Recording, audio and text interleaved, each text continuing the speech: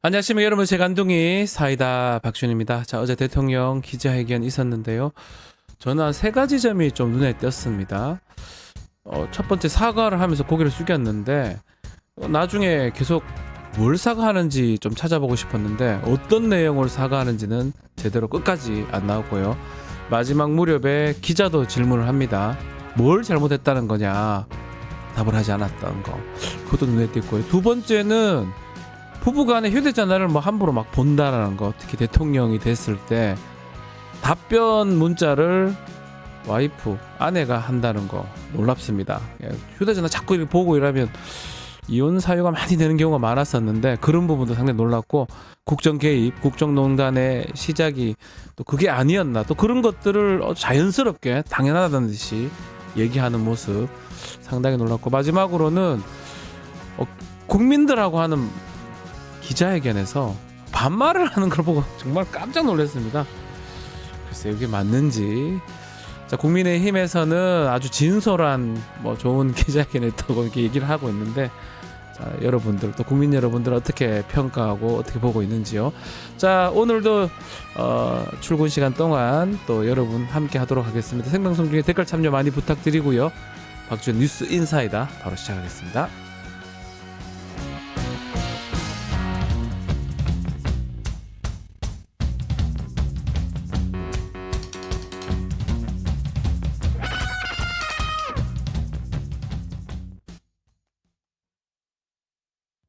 유튜브 구독하고 실시간 채팅에 참여하시면 2000 TTCO를 드립니다.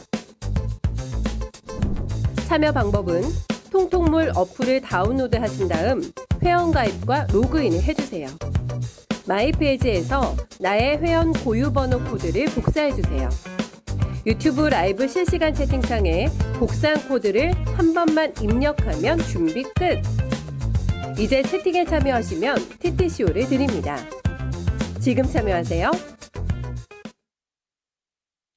자, 반가운 분 우리 스튜디오에 직접 찾아주셨습니다. 정치 뉴스의 맥락을 꿰고 있다고 정평이 난 분.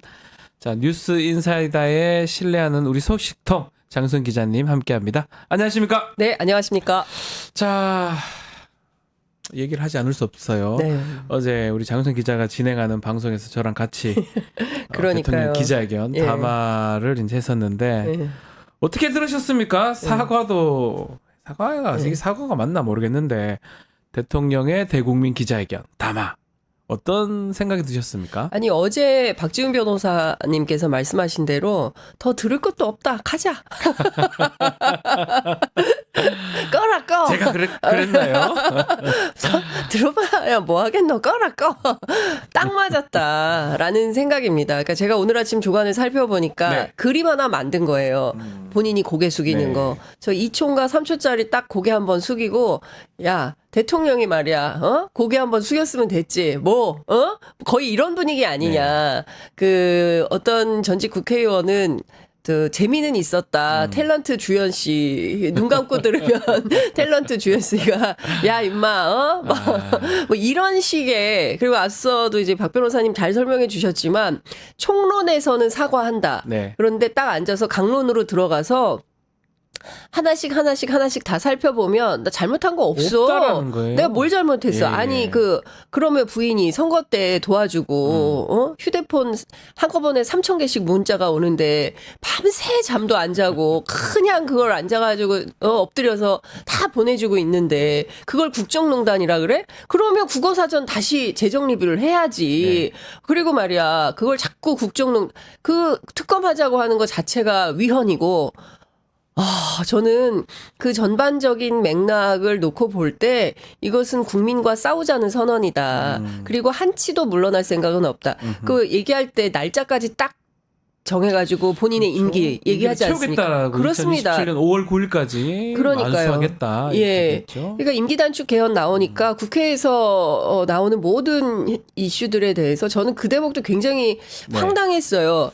아니 그까짓 거 박수 2번 쳐주면 내가 갈 텐데 그래 기분 나빠서 안 간다는 거잖아요 국회를. 그런데 그렇죠. 대통령이라는 분이 본인의 기분 본인의 싫고 좋고 호불호에 따라서 국회를 가고 말고를 결정한다. 그 태도에 대해서 매우 경악하지 않을 수 없었고요. 네. 저는 국민들께서 오늘 아침 출근하시면서 세상에 저런 분이 대통령이다. 참담하다. 그리고 암담하다. 자, 앞으로 우리 어떻게 되는 네. 걸까?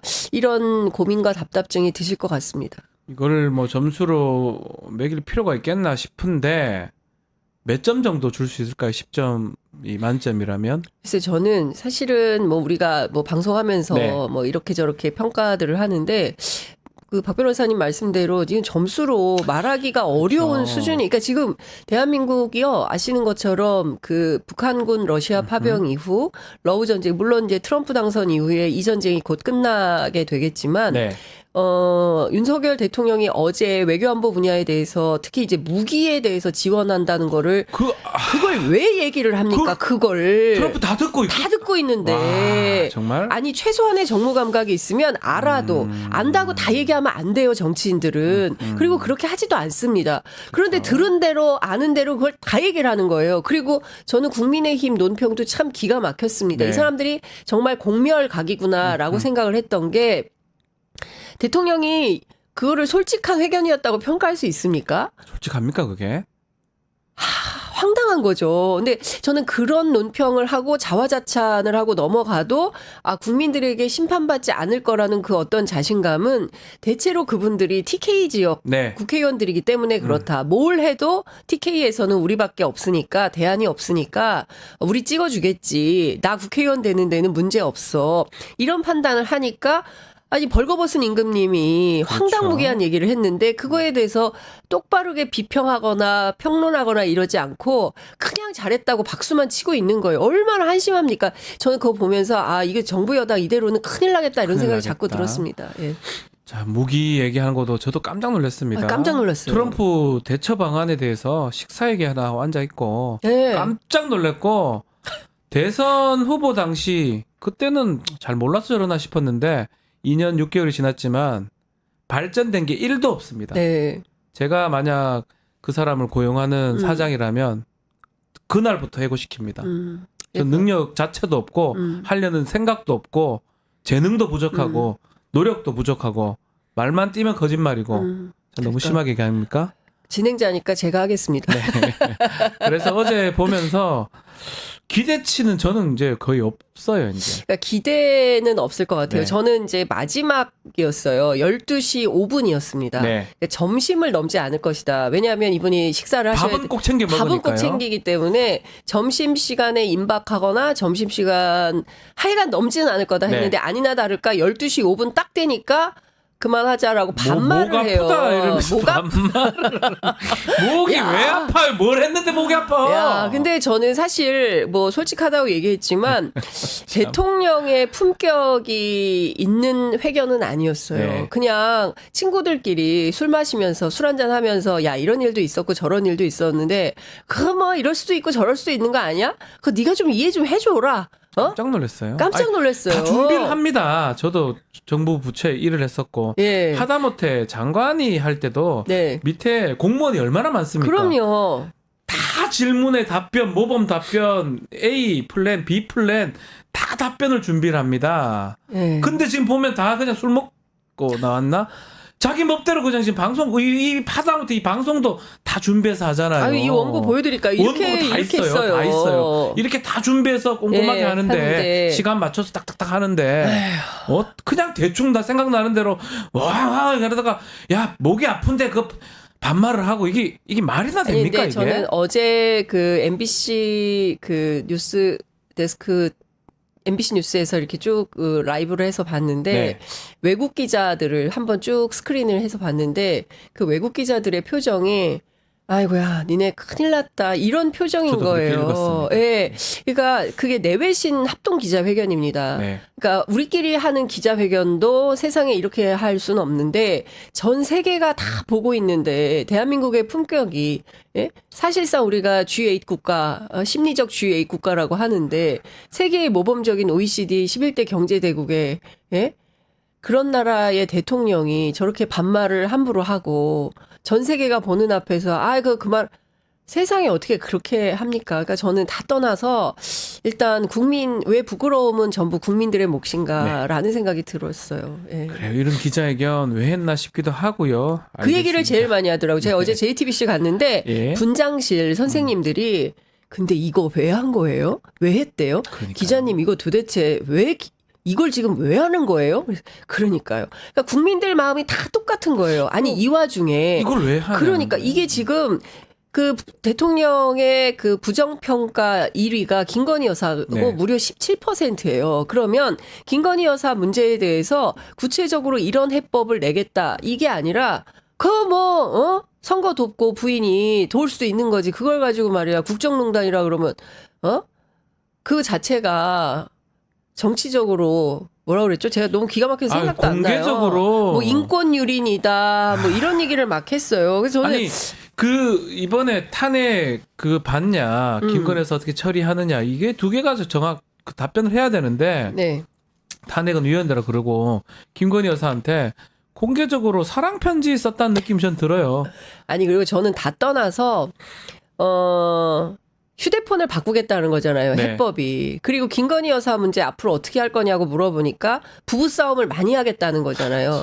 그러니까 부부싸움하고 휴대폰 바꾸는 게 김건희 여사의 국정개입 의혹, 공천개입 의혹의 문제를 푸는 해법이라고 내놓은 거예요. 그렇죠. 대통령이.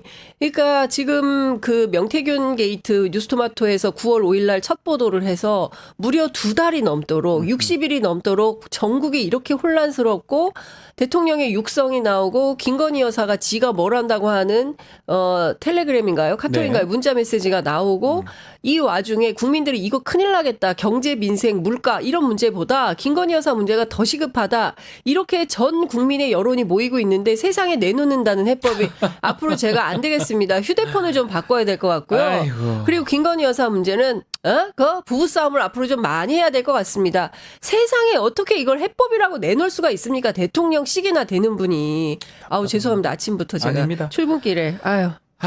정말 어제 기자회견 뭐 더 얘기 나눌 필요도 없을 정도로 좀 한심스럽다고 생각이 들고 지금 명태균 씨 얘기했습니다.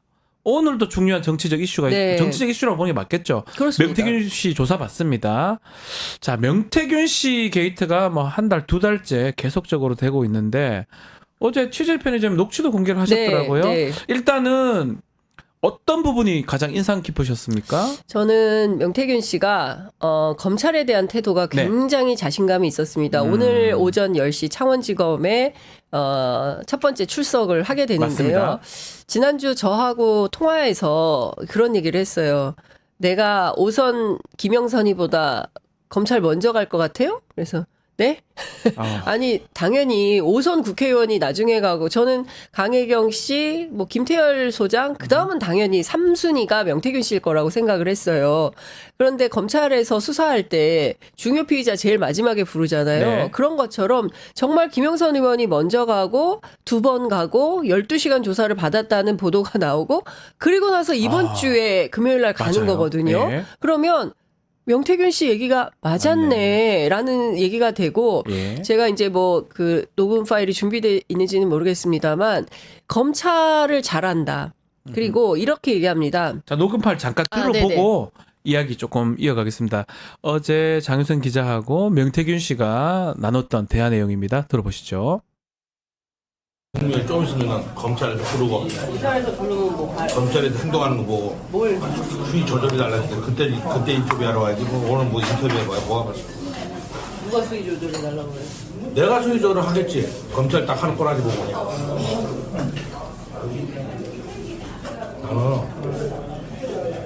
얄짤 없이 내가 검찰에 나버리고 얄짤 한번 딱 보여주게 내가 거기서 판짜고 다 했는데 걔들이 무섭거나 두렵거나 하겠어요.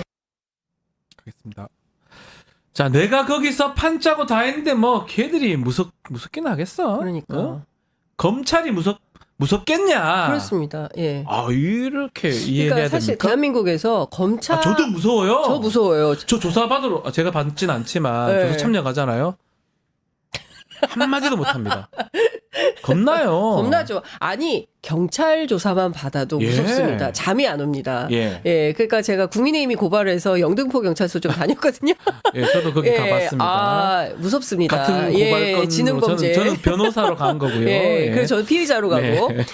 그런데 아니 결국 네. 무혐의 불송치 결정을 받긴 했습니다. 네. 그런데 이런 거예요. 대한민국에서 검경을 두려워하지 않는 사람은 권력자거든요. 권력을 갖지 않으면 검찰이 두려울 수밖에 없는데 이분은 검찰에 대해서 나는 뭐 내가 다 설명해 주겠다 뭐 이런 태도예요. 그리고 네. 본인은 잘못이 없다. 그리고 지금 아시는 것처럼 창원지검에서 선거법 사건은 수사하지 않고 그 김영선 의원과 강혜경 씨 간에 정치자금법이죠? 예, 네. 9천만 원에 해당하는 정치자금법 위반 그것만 하는 거예요. 네. 그러니까 그 밖에 다른 지금 벌어진 모든 현안에 대해서는 사실 검찰 대검 차원에서 특수본을 구성하고 거기에서 전격적인 수사를 해야 되는데 그 부분에 대해서는 수사하고 있다는 얘기는 못 들었습니다. 그러니까요. 지금 명태균 씨 상황 보면 뭔가 왔다 갔다 하는 것 같아요. 네. 처음에는 막 우쭐하다가 또 중간에는 묘소 간다, 증거 다 불사지르고 네. 또 어젠가요 SNS에 다 내가 사과하겠습니다. 잘못했다. 이게 왜 왔다 갔다 하는 겁니까? 근데 저는 이런 것 같아요. 네. 명태균 씨가 지난 그 2달 동안 보여준 태도는 핵심은 김건희 여사. 예, 핵심은 김건희 여사다. 무슨 얘기냐면 내가 과거에 당신하고 이러이러한 일들을 했어. 네. 당신 알잖아. 아하. 그런데 나 이렇게 깜빵 가게 둘 거야? 나 감옥 가게 할 거야? 나 구속시킬 거야? 그러면 나는 못 참지. 왜? 우리는 공범이잖아. 저는 이 메시지를 명태균 씨가 김건희 여사에게 끊임없이 보내고 있다. 어제 이제 대통령 기자회견에서 나는 여론조작 하라고 시킨 적도 없고, 네. 뭐 나는 뭐 그럴 인기가 너무 좋아서 그럴 필요도 없었다. 이렇게 주장했는데, 대통령 안 했을 수도 있겠죠. 그렇죠. 왜냐하면 김건희 여사가 말했잖아요. 했다, 그렇게 우리가 지금 보도하고 있는 김건희 거잖아요. 여사가 말했잖아요. 예. 지가 뭘 한다고. 예. 무식한 우리 오빠를 용서해 그렇죠. 주세요. 그러면 일은 누가 한 겁니까? 김건희 여사가 한 거예요. 그럼 그러니까요. 명태균 씨와 김건희 여사가 상당한 네트워크를 가졌을 가능성이 있고 명태균 씨를 제가 창녕에서 한 3시간 정도 카메라를 세워두고 처음으로 명태균 씨가 카메라 앞에 섰습니다. 근데 네. 본인이 약간 정치인 감수성이 있어요. 자기가 지금 검찰 수사도 받게 되고, 그리고 또, 뭐 여러 가지로 좋은 일이 아닌데, 카메라를 정면 응시할 수는 없다. 그러니 옆에서 나를 찍어다오. 근데 다만, 본인이 이제 그 유리하게 설명을 해야 될 때는 카메라를 바짝 얼굴을 들이대고 또 얘기를 합니다. 네, 그러니까 좀 대단한 스킬이 있는 분이에요. 그러네요. 그래서 명태균 씨는 시종일관 강조하는 것이 김종인 위원장, 우리는 김종인 사단이었다. 그러니까 김종인 위원장의 어떤 이게 북한말 써서 죄송합니다. 영도 아래 네. 명태균, 그러니까 총감독 김종인, 네. 극본 명태균. 그 다음에 실행은 이준석, 그리고 네. 김건희. 뭐 요게 한 팀이었다. 우리는 그리고 원팀이었다. 배우는 윤석열. 예, 이렇게 윤석열. 보이죠? 그리고 네. 배우는 시키는 대로만 하면 되는데 네. 뭐 이런 얘기는 본인이 해준 말이다라고 네. 하잖아요. 그러니까 종합해 보면 명태균 씨가 지난 여름에 김건희 여사 등 그 사람들과 권력을 어떻게 해보자라는 모의라는 표현이 적확한지는 모르겠습니다만 했던 거예요. 그렇죠. 그렇기 때문에 자신이 있는 겁니다. 구속 나 못 시킬걸요? 이런 얘기도 해요. 네, 아우. 그런데 증거인멸의 상황에 해당하는 무슨 이슈가 생길까봐 휴대폰 관리에 얼마나 적극적으로 했는지도 소상히 설명을 합니다. 휴대폰 4개 예. 있다면서요. 그렇죠. 네. 그리고 지금 본인이 들고 있는 것은 이것은 이미 압수수색 했던 거고 그렇죠. 이거 하나 가지고 내가 2달을 버텼다. 여기에 사진 카톡 메시지 이런 거 다 여기 있다. 거기 다 있다. 그리고 이거 말고 다른 증거가 나오면 나를 증거인멸 혐의로 인신구속할 수 있기 때문에 안 나온다. 이런 얘기까지 저한테 자, 했어요. 일단 오늘 조사를 봤는데 명태균 씨가 기자들 보고 이 말귀 못 알아붙는다 답답한 모습도 보였다고 네. 합니다. 자, 일단은 요 해당 부분도 듣고 이야기 조금 더 이어가도록 하겠습니다. 근데 요 한 달 전에 있는 이 사진 갖고 이 한 달을 싹 다 방어했네. 이 판이 어디로 갈 거고 어떻게 갈 겁니까? 공석이 이 타이밍에 지가 뭘 내려놓을 거고 뭘 할 거다. 검찰은 뭘 볼 거다. 용사는 어떻게 나올 거다. 다 맞췄네. 빨리 판을 짜는 사람이니까. 그러니까 뭔 나를 어떻게 그렸어요. 내가 취재를 어떻게 해. 그러니까 맨날 주전에 야단 맞고 교육받잖아. 기자님, 네. 명태균 씨가 정말 핵심적인 어떤 증거 같은 것들을 갖고 있을까요, 지금? 저는 갖고 있다고 갖고 봅니다. 있다. 예. 그거 갖고 있으니까 예. 떳한 거네요. 예, 검찰 가도 떳떳하죠. 무섭지도 않고. 그러니까 뭐 다 불살났다. 예. 뭐 기자들에게 세이 굿바이 인사를 하고 음흠. 아버지 묘소로 간다라고 했는데 검찰에는 또 화장했다라고 네. 얘기를 했는데 그렇죠. 제가 별도로 취재를 해보니까 명태균 씨 아버지까지 포함이 돼 있는지 모르겠지만 일종의 선친 묘소에 해당하는 곳이 경남 어딘가에 있다고 네. 들었어요. 그래서 아마도 이분이 뭐 거기 어디에 했던가 아니면 이제 지금도 명태균 씨하고 소통하고 있는 두어 명의 사람들이 핵심 측근들이 있습니다. 아하. 이 사람들을 통해서 어디에 보관을 했거나 아하. 절대로 자료를 없애진 않았을 거다. 갖고 있을 것이다. 왜냐하면 그러니까 명태균 씨의 지인들이 명태균이 그렇게 멍청한 사람이 아니다. 왜냐하면 본인이 얘기했잖아요. 휴대폰이 나의 변호인이다. 얘기한 것처럼 증거를 없애지는 않는다. 않을 것이다. 예, 그리고 본인이 과거에 그 얘기도 해요. 이거 그 박지원 원장이 이거 책만 써도 베스트셀러 된데 이거를 왜 없애겠냐 예. 그런 얘기를 하는데 저도 비슷한 생각을 있을 합니다. 것이다. 예. 그걸 갖고 있으니까 만약 구속이 되거나 뭐 문제가 생기면 그게 나올 가능성도 배제할 수 없는데 지금 명태균 씨 지인이 명태균의 운명을 바꾼 5인 아마 몇 명은 제가 알 것 같긴 한데 누구입니까 그러면? 그 첫 번째는 김영선 의원을 꼽아요. 왜냐하면 김영선 소개로 그렇죠. 갔으니까. 예, 그러니까 명태균 씨가 사실은 뭐 조실부모하고 굉장히 어렵게 네. 크다가 소젖 짰다고 하던데요. 그렇죠. 그러다가 이제 그 사업을 크게 하는데 네. 그 전에 26살까지는 말씀하신 대로 창녕의 삼촌댁에서 그 농장에서 일을 해요. 그런데 그때 허지 그 산속에 네. 소아들하고 자기만 있었다는 거예요. 그러니까 특별하게 어떤 돌봄이나 이런 게 없었던 것 같고 군대를 통해서 본인이 탈출할 수 있었다. 그 농장에서. 네. 그러니까 삼촌댁에서 이렇게 뭐 이렇게 좋은 대접을 받고 살았던 것은 아닌 걸로 주변 지인들은 설명을 하고 있습니다. 그렇죠.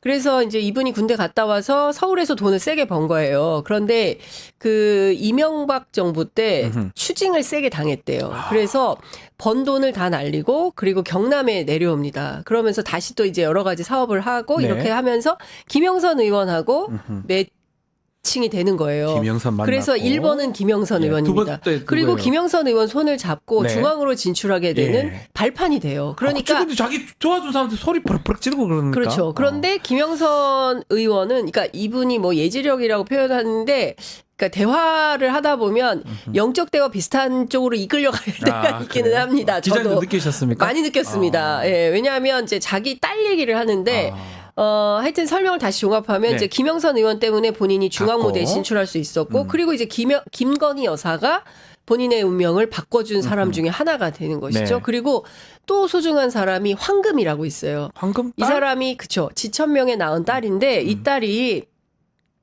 18개월 동안 걸음을 못 걸었대요. 예. 그래서 그 뭐 장애 검사 뭐 판정을 받아야 되는 거 아니냐 이제 이런데 여기서부터 좀 그런 영적 네. 대화가 나와요.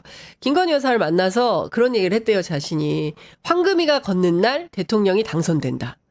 그래가지고 그날을 기다렸다는 거예요. 그래서 명태균 씨네 애들이 집 애들이 딸만 셋인데 예. 애들이 이제 김건희 여사를 고모라고 부른다고요? 고모라고. 그러니까 고모? 굉장히 친한 거죠. 영상 통화도 하고 그리고 뭐 엄청 뭐 가깝게 지내 아크로비스타를 주마 뭐 이런 얘기가 괜히 나온 게 아니에요. 그러니까 이 가족들과 김건희 여사하고는 굉장히 친밀한 사이였다. 예.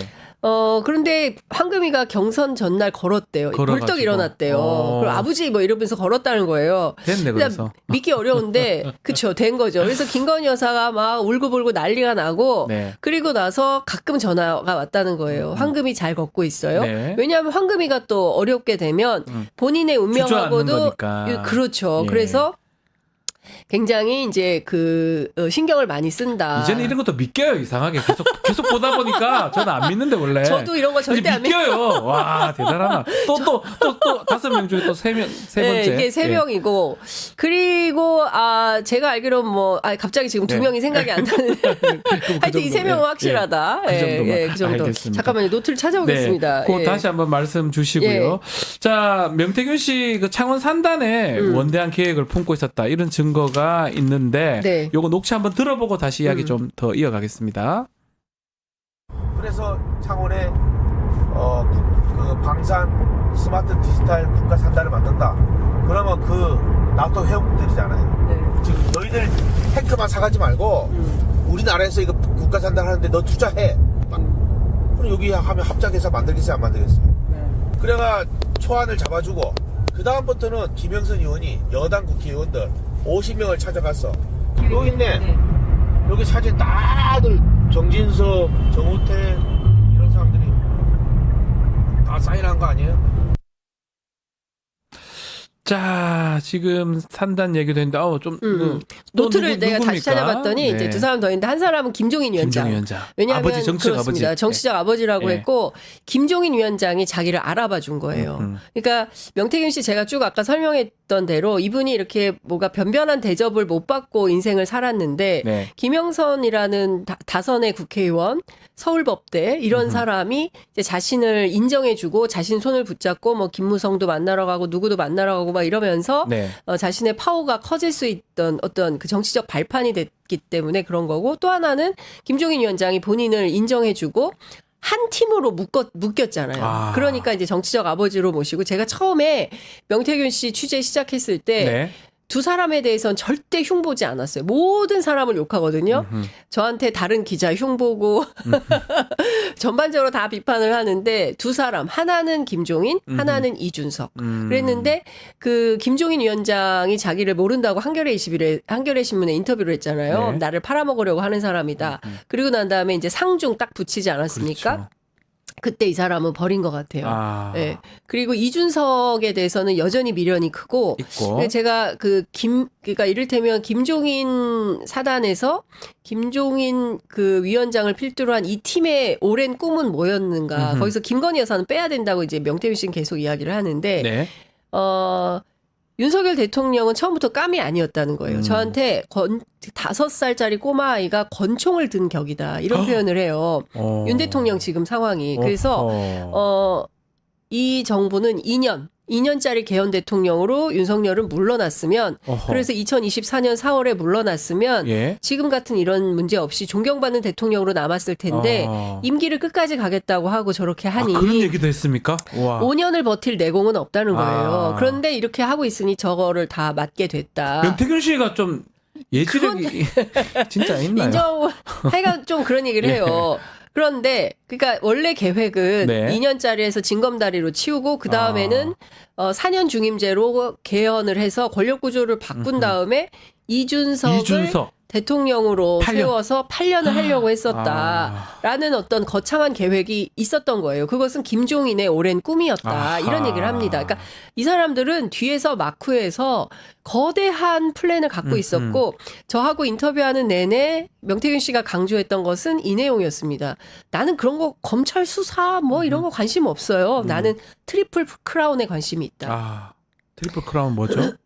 다음 지방선거, 그 다음 대선, 그리고 총선. 다 이긴다. 예, 1, 2, 3. 예. 그런데 사실 명태균 씨가 최근 들어서 한 선거가 다 안 됐어요. 총선도 지난 총선도 안 됐고 7월 23일 전당대회도 예. 원희룡 캠프에서 원희룡을 밀었거든요. 그런데 한동훈이 당선이 됐죠. 그렇죠. 그러니까 제가 보기에는 명태균 씨가 거대한 장대한 꿈을 그렸지만 결국 현실에서 신발이 다 됐나요? 본인 말을 따지면 끝났나 이제? 알겠습니다. 그런가? 그래서 잘 자, 모르겠고 여튼 중요한 거는 이런 장대한 꿈이 있었다. 네. 그러나 민심을 이길 수는 없다. 민심은 어떻게 천심이기 됩니까? 때문에. 예. 마지막으로 이제 오늘부터 명태균 씨 검찰 수사가 되는데 네. 저는 이거 국정농단 게이트라고 보거든요. 그렇습니다. 여론 조작부터 해서 뭐 세비 반띵 등등 이게 입증이 될 수 있습니까? 앞으로 어떻게 되는 겁니까? 기자님 보시기에는 제가 보기에는 그 검찰의 수사 의지에 달렸다라는 생각이 좀 드는데요. 아시는 것처럼 검찰은 수사할 의지가 없지 않습니까? 그렇죠. 그러니까 결국은 김건희 특검을 통과시켜서 그 김건희 특검에 이 내용이 포함되어야 합니다. 만약에 김건희 특검에 이것을 못하겠다고 한다면 명태균 게이트를 별도로 떼어서 상설특검을 네.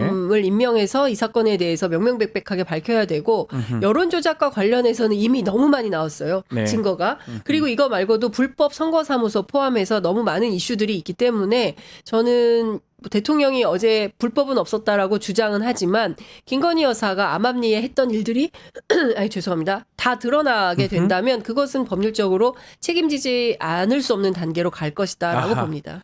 검찰 우리가 못 믿어요. 잘해주세요. 좀 제발 좀. 네. 네, 알겠습니다. 자, 오늘 말씀 여기까지 듣겠습니다. 장윤선 기자와 함께했습니다. 감사합니다. 네, 감사합니다.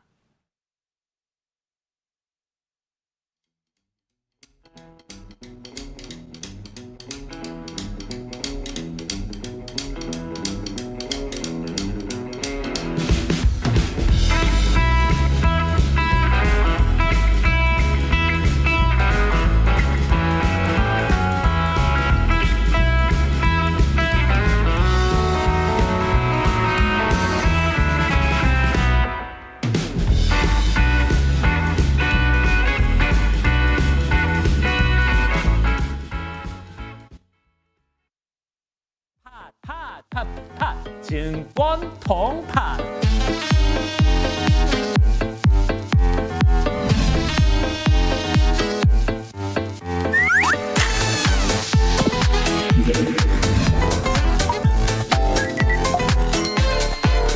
매일 낮 12시에 많은 참여 바랍니다. 자, 배프의 촉입니다. 배상원 프로파일러와 함께 한 주간 이슈가 됐던 사건 사고 심층적으로 분석해드리겠습니다. 안녕하십니까? 안녕하세요.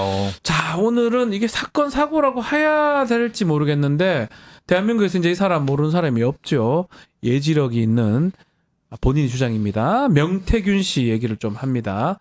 자, 이 사람 오늘 창원지검 검찰 조사도 봤는데 또 뉴스에서 뭐 계속 오르락내리락 거리잖아요.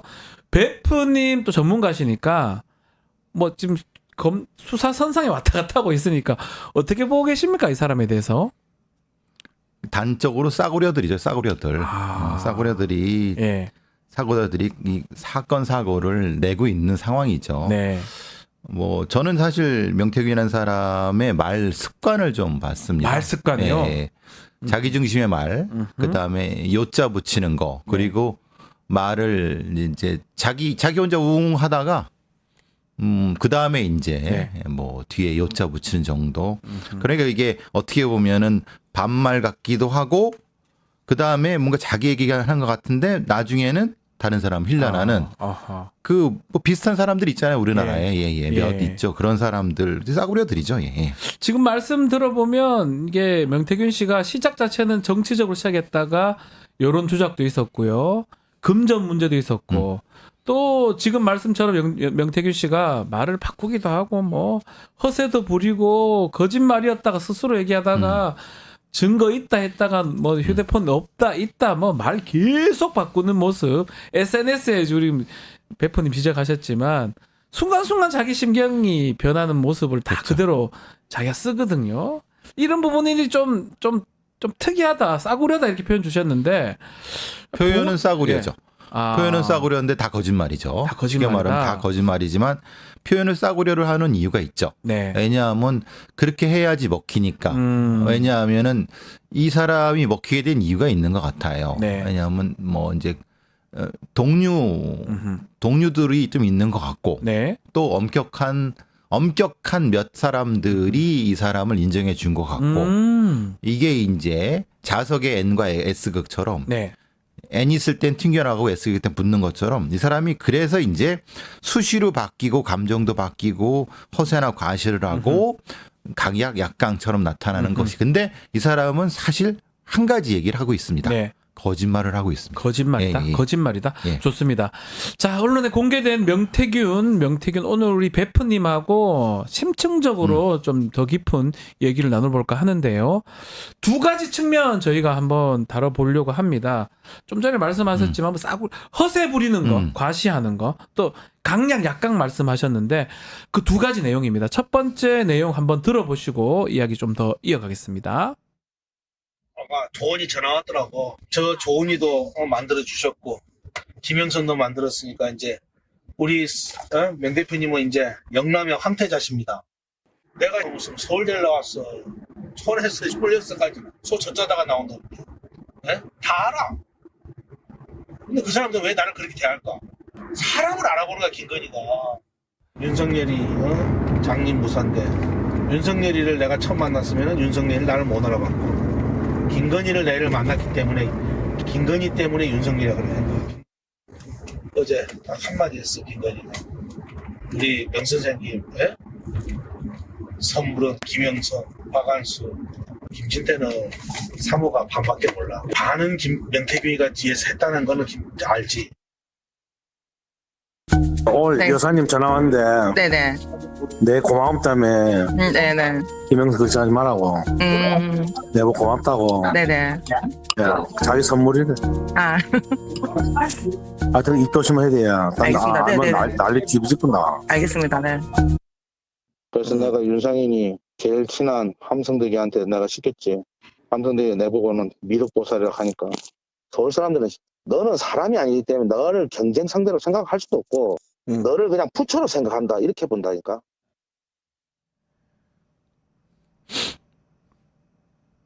자, 어떻게 보셨습니까? 야, 이 진짜 그러니까 말하는 것들이 그죠.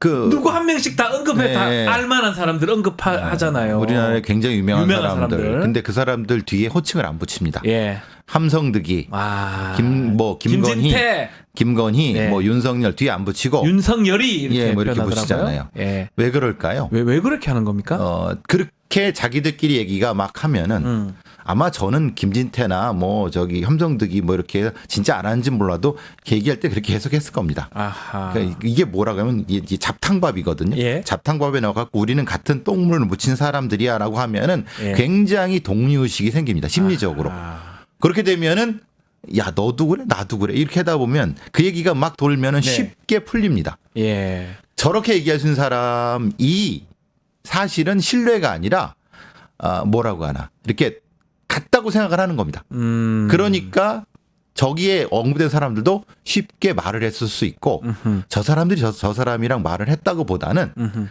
그런 하나의 부류라고 하는 느낌이 드는 거죠.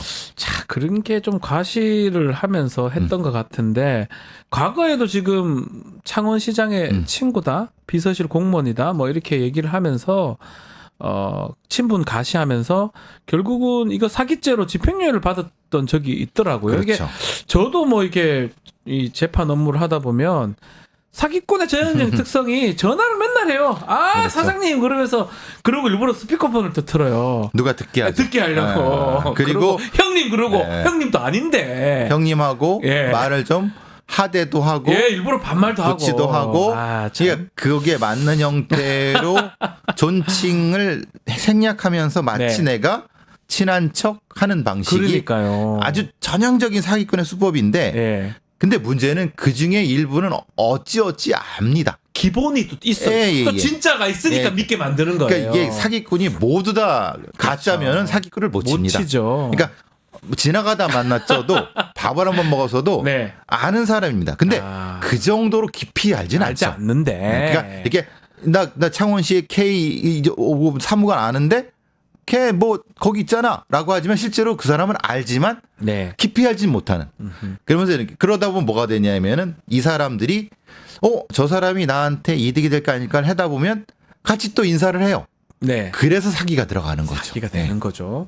자, 첫 번째가 허세 가시 부분 봤는데요.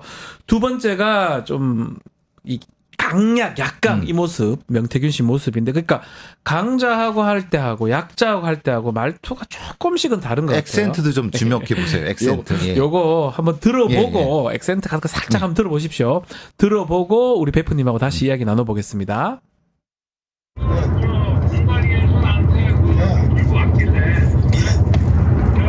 김영선이 경선한테도 열심히 뛰었으니까 너는 김영선이 좀 해줘라 그랬는데 그게 말이 많네. 진짜 평생을 잊지 않겠습니다. 고맙습니다. 예. 하지 말라니까요. 대통령이 알아서 하겠다 하는데 왜 그래요? 본인이 대통령입니까? 내가 지시받았다 이제 못안 내려왔다 했잖아. 본인이 그러면 김건희한테 얘기하죠 그러면. 장난하는 것도 아니고 진짜. 두 번이나 전화 왔어요. 두 번이나 정리해달라고. 김건희에 딱 붙어야 본인이 다음에 육선을 할 거 아닙니까? 시킨 대로 해야. 어디 붙어야 먹고 산다고 내가 얘기해도 내가 그러면 그 앉아갖고 그 저 언론사 해갖고 요리조리 해갖고 예? 언론사 장사해 못 가야. 예? 그럼 김건희하고 대통령이 내보면 뭐라 하겠습니까? 본인이 왜 판단합니까? 오야가 위에서 쏘락하면 쏘야지. 본인이 오야입니까? 본인 그 김건희한테 가서 김건희한테 뭘 말이나 똑바로 해요. 김건희가 권력을 쥐고 있잖아요. 권력진 사람이 오다를 내리는데 본인이 왜 잡소리 합니까? 자, 이게 같은 사람인가 의심스럽습니다. 이게 한쪽에서는 마치 극도의 존칭을 취하고 또 한쪽에서는 아주 뭐 하대하는 모습인데 김영선 의원 할 때 네. 얘기할 때가 이제 그 2인칭을 써야 될 걸 본인이라고 쓰잖아요. 예. 3인칭을 써버리잖아요. 재밌습니다. 보통 그게 이제 사기꾼들이 보통 하는 말입니다. 예. 왜냐하면 우리가 같은 형태이기 때문에 본인이 이렇게 얘기를 하고 액센트도 이제 뒤쪽에 늘리죠. 네. 그러니까 이제 잡아먹는 걸로 하는데 전때 그리고 저기 그 존칭을 안 쓰지 않습니까? 네. 김건희부터 시작해갖고 뭐 오야 뭐 이렇게 그러니까 이제 그게 다 자기가 통제하고 있다는 느낌을 주려고 계속 강조점을 거기다 두는 거죠. 말투에 그런 어떤 습성들이 배어 있네. 아니면 습성들이 배어 있죠. 의도한 말투일 수도 있고. 그거를 계속 하다 보면 납니까? 사기꾼이라 얘기하다 보면은 네. 사기꾼의 말투를 배웁니다. 아 근데 네. 김영선 전 의원 같은 경우는 오선 의원에다가 나이가 훨씬 많습니다. 그렇지 않습니다. 사기꾼들은요. 예. 진짜 대법관도 제가 찜점 없는 걸 봤습니다. 사기꾼도. 왜냐하면 사기를 당하는 사람들은 자기가 뭔가 고픈 게 있기 때문에 저 사람들한테 네. 당하는 겁니다. 명태균이라는 사람은 김영선한테 고픈 뭐예요? 줬잖아요. 네네네. 그러니까 당연히 한 수 접고 들어가기 때문에 저렇게 네. 행동이 나타나는 야, 거죠. 김영선 전 의원이 참 좀 안쓰럽기도 하던데 어쨌든 약강의 모습 봤습니다. 자, 오늘 검찰 조사가 있는데요. 대통령실로 SOS 쳤다는 얘기도 있고 뭐 지금 또 자신의 SNS에 또 글을 하나 남겼는데 좀 완전 또 다른 결의 또 글이 좀 읽혀집니다. 뭐 보면 여기는 저라고 하죠. 예. 저라고 그러니까 이런 하는데. 것들이 베프님 좀 예. 봐주셔야 돼요. 이게 지금 갑자기 확 바뀌었어요. 그렇죠. 저의 경솔한 은행 네. 이렇게. 그리고 그 다음에 니다를 안 쓰는데 네. 이렇게 쓴 거고부터 예. 시작해서 씁니다라고 했고 여기 쭉쭉쭉 하는데 네. 말하자면 지금 얘기하고 싶은 거는 강혜경이나 운전기사가 네. 자기를 협박했다 이 얘기잖아요. 그 얘기하고 싶은 그 거죠. 얘기를 하고 싶은 네. 거죠. 자기는 무고한데 쟤네들이 나를 엮어놓았다 이거죠. 그러면 이 사람 지금 이렇게 글을 쓴 이유는 뭘까요? 일단은 좀 살려달라 이런 건가요? 아니 불안감이 있는 일단 건가요? 알리바이를 만들어야 되겠고 나의 포지션을 광고해야 되는 거죠. 네. 내 포지션은 이거다. 아하. 선택은 니네들이 해라. 네. 요거죠. 아하. 사기꾼들이 가장 많이 하는 수법입니다. 내가 선택하는 것보다 상황을 보고 거기에 따라 내가 움직이겠다라고 하는 일종의 선택지를 더 주는 거죠. 그러면 이런 질문 좀 드려야 하는 게 맞는지 모르겠는데 만약에 여차하면 예컨대 자기의 구속이라든지 이런 일까지 간다면 본인이 뭔가 갖고 있던 거라든지 폭로 이런 것도 우리가 예상해 볼 수 있을까요? 왜냐하면 다음 선택지가 이렇게 하면 그 다음 단계 나갈 수 있는 걸 충분히 예상할 수 있죠. 스타일상. 그렇죠. 혹시나 다른 행동도 할 수 있다. 글쎄요. 뭐가 있을지 모르겠지만은 네. 보통 저런 사람들은 절대 없애지 않는 파일들이 있습니다. 있을 것이다. 네. 예. 그러니까 그건 죽어도 가지고 있는 게 있죠. 그게 뭔지는 모르겠습니다만 네. 쉽지 않은 어떤 걸 겁니다. 알겠습니다. 명태균 씨 오늘 조사 지켜보기로 하고요. 한 가지 사건 좀 더 짚어보겠습니다. 여성 군무원을 살해하고 시신을 훼손한 이 육군 장교입니다. 현역 장교가 신상 공개 여부 어제 결정될 예정인데 본인이 이 신청을 해서 일단 거부가 됐습니다. 그 사건요. 법이 이제 네. 뭐 아시다시피 이제 이 사건은 10월 25일 날 발생한 건데 네. 시신은 2일 날 네. 11월 2일 날 발견된 사건 일명 이제 육군 소령에 의한 뭐 저기 토막살인 뭐 이렇게 표현할 수가 예. 있는데요. 신원은 대충 나왔습니다. 예. 뭐 양씨 가지고 있는 소령이라고 하고 이미 뭐 인터넷상엔 다 나와 있지만 말씀드리기는 어렵고 어쨌든 사이버 작전사령부의 주차장에서 이 범행을 했고요. 네. 근데 이게 독특한 게 뭐냐면 이전의 법으로는 이게 이의 신청이 안 됐는데 네. 바뀐 법으로는 이의 신청이 가능합니다. 그리고 실제 판례도 있습니다. 바로 뭐냐면 이게 본인이 이걸 행정소송을 해버리면은 네. 신원 공개가 안 될 경우가 있습니다. 그러니까 지금 신원공개위원회에서는 이 사람 신원을 공개해라라고 했는데 본인은 나 소송하겠습니다라고 한 상태, 유예된 상태입니다. 네. 지금. 예.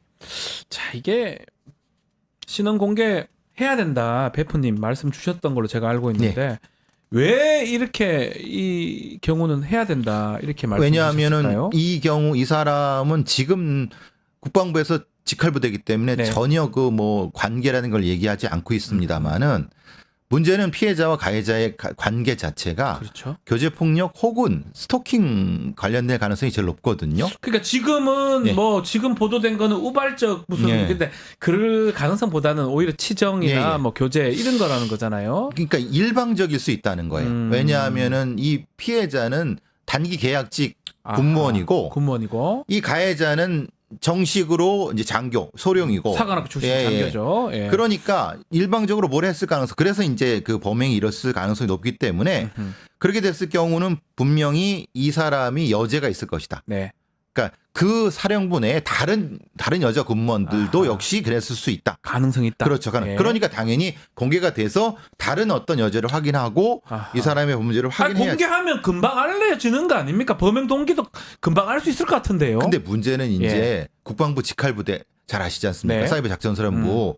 그러니까 아마 국방부에서 그거를 걱정하는 것 아니 같아요. 그래도 살인이고 시신훼손까지 정말 그렇죠. 흉악한 예. 범죄인데요. 또 하나는 제가 걱정하는 네. 거는 뭐냐면 이게 공범이 있을 것일 수 있다는 생각이 듭니다. 왜냐하면 화천에 가서 유기를 했는데 생각해 보시면은 왜 화천까지 갔을까? 네. 화천에서 한 7, 8년 근무했다고 합니다. 예. 뭐 중대장쯤 되겠죠? 아마 대위 때. 네, 이제. 예. 그 군대 생활 해보셨지만은 네.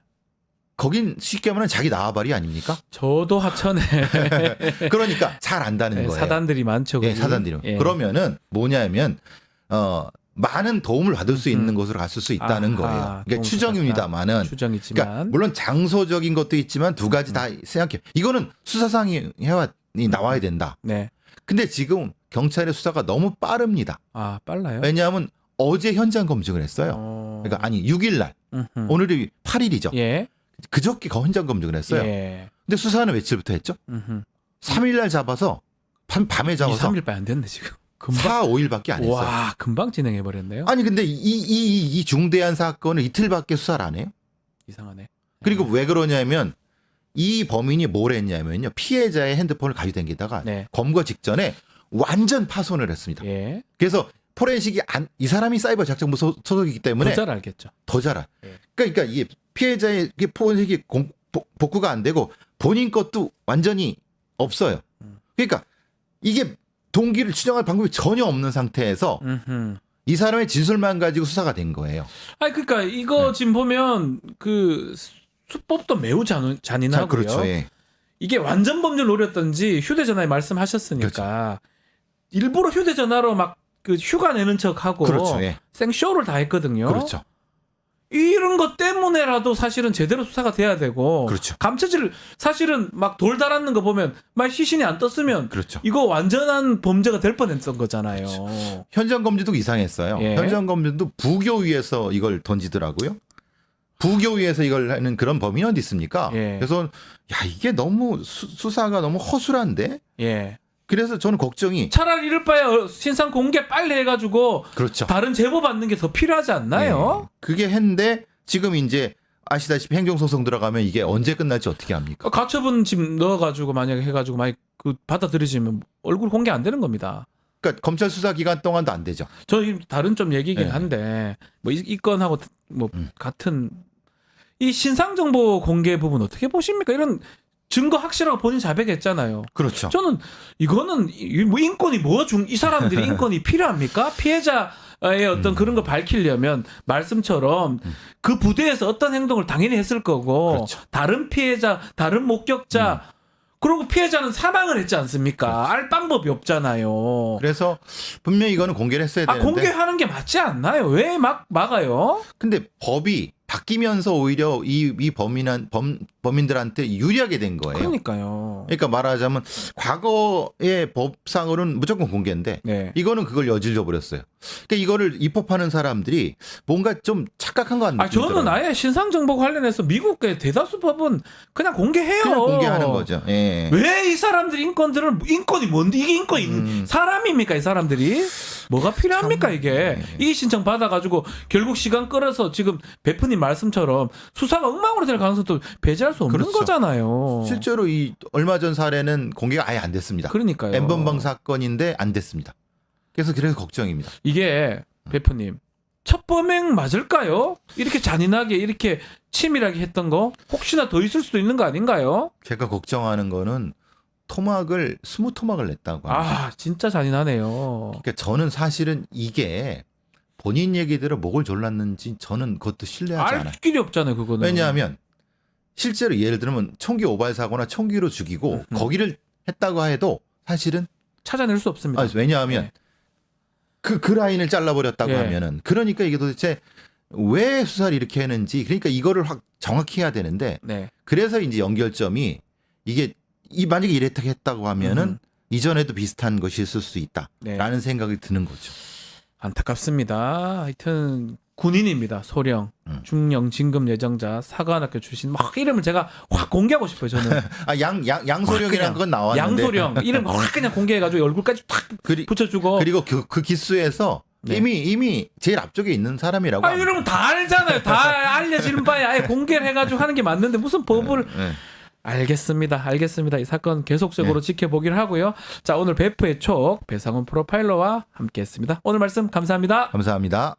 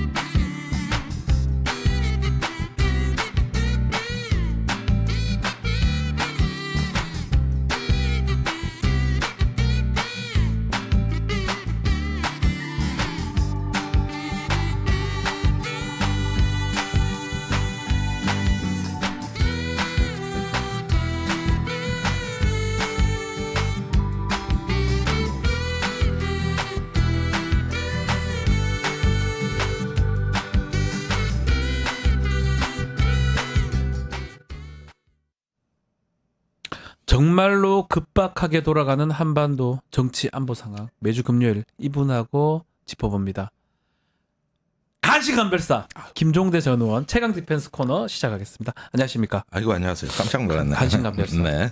뭐 너무 간신으로 잘 감별해 주셔가지고. 예. 네. 온 천지가 간신들 판입니다. 간신이... 썩은 냄새가 풀풀 납니다.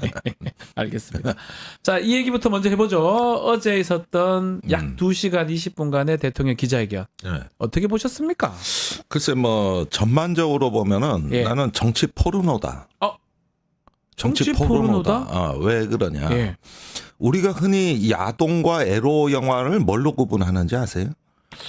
저는 그렇게 뭐 잘 모르겠습니다. 모자이크 처리를 했느냐 안 했느냐로 대충 봐요. 그런 것 같아요. 그랬는데 좀 모자이크 처리할 부분이 너무 많잖아. 어제 보면은 이게 뭐래 하면은 나의 권력욕을 모자이크 처리를 하고 공적 언어로 세탁을 해서 이렇게 내놓는 거 이런 걸 하면은 그나마 조금 정제됐다는 느낌은 든다고. 근데 소탈하다는 명분 하에서 이걸 모자이크 처리를 안 하고 나면 이게 정치 포르노가 되는 거예요. 아하. 그러니까 이거는 권력욕으로 본성이 바뀌는 거죠. 네. 어떤 좀 에로틱한 욕망이 이게 권력욕이 될 수도 있는 거예요.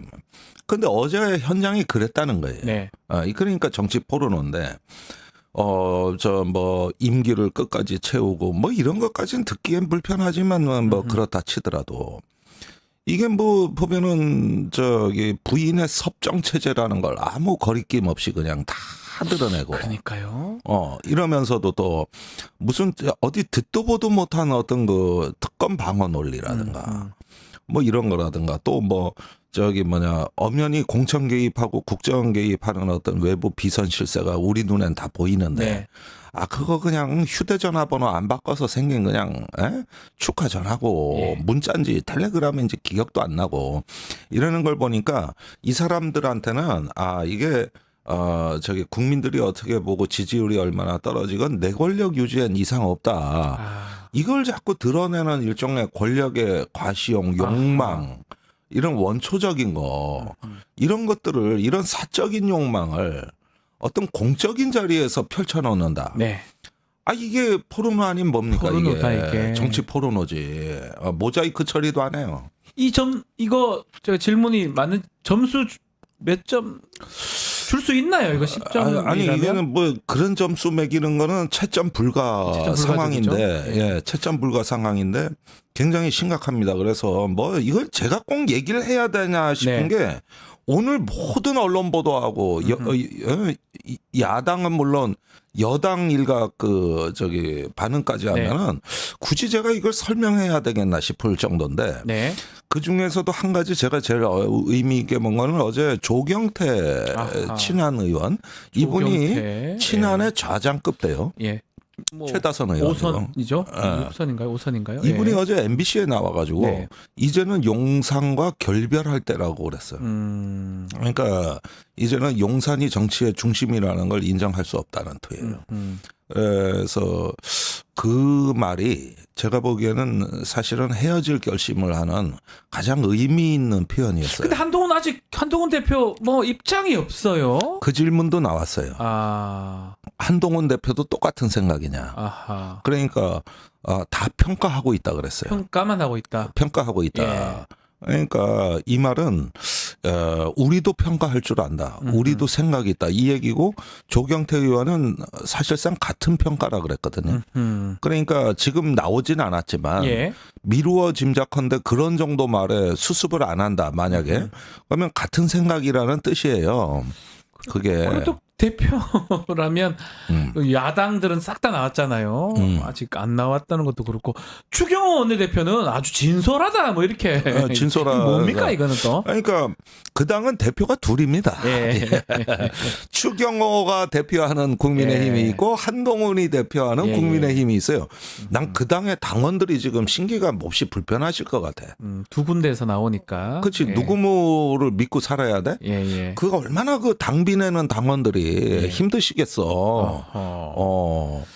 자, 가장 이제 어제 기자회견에 눈에 뭐 사실은 질문지가 딱 정해져 있어요. 특검 부분, 김건희 여사 부분 이거 답해달라는 게 국민들의 요청이고 그것 때문에 기자회견 한 건데 특히 김건희 여사 부분 이거 그냥 국정 개입한 거 아니고 여론이 악마시킨 거다 이렇게 얘기를 해버렸습니다. 그러면서 두리뭉실한 사과. 어떻게 봐야 됩니까 이런 거는? 그러니까 이렇게 한번 보시면 되겠습니다. 우리가 통상적으로 이건 논리적인 의미를 봤을 때 사과라고 할 땐 두 가지 종류가 있습니다. 예를 들면 우리가 그 지하철 공사를 하느라고 도로를 파헤칠 때 가면은 뭐라고 써 있느냐? 통행에 불편을 드려 죄송합니다. 이 이야기는 뭐냐? 나는 정당하고 옳은 일을 하고 앞으로 계속 할 건데 그로 인해서 본의 아니게 불편을 드려 죄송합니다. 이런 사과는 하든지 계속하겠다는 의미의 사과고 그렇죠? 맞습니다. 반면에 어떤 그 과실을 저질렀거나 아니면 내가 어떤 범죄를 저질러 가지고 피해자가 있을 때 사과를 했다는 것은 나의 행동을 계속한다는 게 아니라 그 행동이 잘못됐기 때문에 이거는 그런 행동 행동을 제거해야 되고 예. 반성한다는 의미의 사과예요. 더 이상 하지 않겠다의 사과. 예. 그러면 같은 사과라고 하더라도 의미가 180도 완전 다른 거야. 다르죠. 완전히 정반대잖아요. 다른 거예요. 예. 근데 어제 사과의 유형을 어디에 우리가 봐야 되느냐 하면은 나는 국정을 열심히 하다 보니까 네. 거기서 생긴 그 살피지 못한 일이었고 예. 매사가 바빠서예요. 네. 취임식 전날 수백 통의 전화가 오고 외교 사절 전화도 오고 그러다가 전화 받은 거고 그걸 텔레그램인지 문자인지 어떻게 기억하고 이거 바빠서죠. 그다음에 선거 때는 집에 들어가면 피곤해서 그냥 쓰러져 자는데 네. 그래서 내가 챙기지 못한 전화로 오는 각종 메시지를 우리 여사가 새벽 5시까지 안 자고 그렇게 다 해줬고. 그러니까 매사가 보면은 나는 너무 국가 일에 국정에 열심히 몰입하다 보니 생기는 거를 부인이 대신해 준 건데 이게 왜 국정농단이고 개입이냐 이거지. 그렇죠. 그러니까 이런 것들이 바로 공사장에서 우리가 보는 사과야. 그거 팻말 하나 붙여놓고 지일만 계속 하는 거야. 계속 땅 파는 거지. 예. 그게 뭐라고 욕할 수가 없는데. 예. 근데 어제 그렇게 얘기를 해버리는 거예요, 이거를. 그러니까 계속하겠다는 뜻이요. 김 여사의 섭정 체제는 흔들림이 없다는 거예요. 그 섭정 얘기들도 나왔고요. 또 활동을 좀 자제시키겠냐 이런 질문도 있었는데 전 저희가 좀 이상한가요? 이때까지 거의 안 했다라는 식으로 얘기를 하는데 마포대교는 뭡니까 그거? 제가 뭐 이상합니까? 마포대교 저는 그 유경수 여사 얘기를 왜 합니까 여기서? 그러니까 과거에 참 박정희 대통령 시절만 하더라도 오직 한 사람을 위한 국가. 네. 그러니까 유신 체제에서 그때 유경수 여사가 그 야당 역할을 한다는 그 자그마한 어떤 반딧불 같은 이야기. 이 어둠 속에서 그거 하나만 해도 신선했지 사실은. 네, 그때는 그 상황에서 그건 아주 독재와 그 철권 통치 시절에 뭔가 그 국민들이 참 아주 절박한 시절의 얘기 아닙니까? 근데 지금은 뭐 그런 야당 역할을 하는 게 실제 야당도 야당 역할을 하지만 언론도 있고 그런데 그런 여사의 조언에 의지해야만 되는 본인의 비루한 처지를 이걸 모자이크 처리를 안 하고 드러내버리니 국민들 보기에는 얼마나 딱합니까? 이게 조선 제1의 상남자 아닙니까? 참 대단합니다.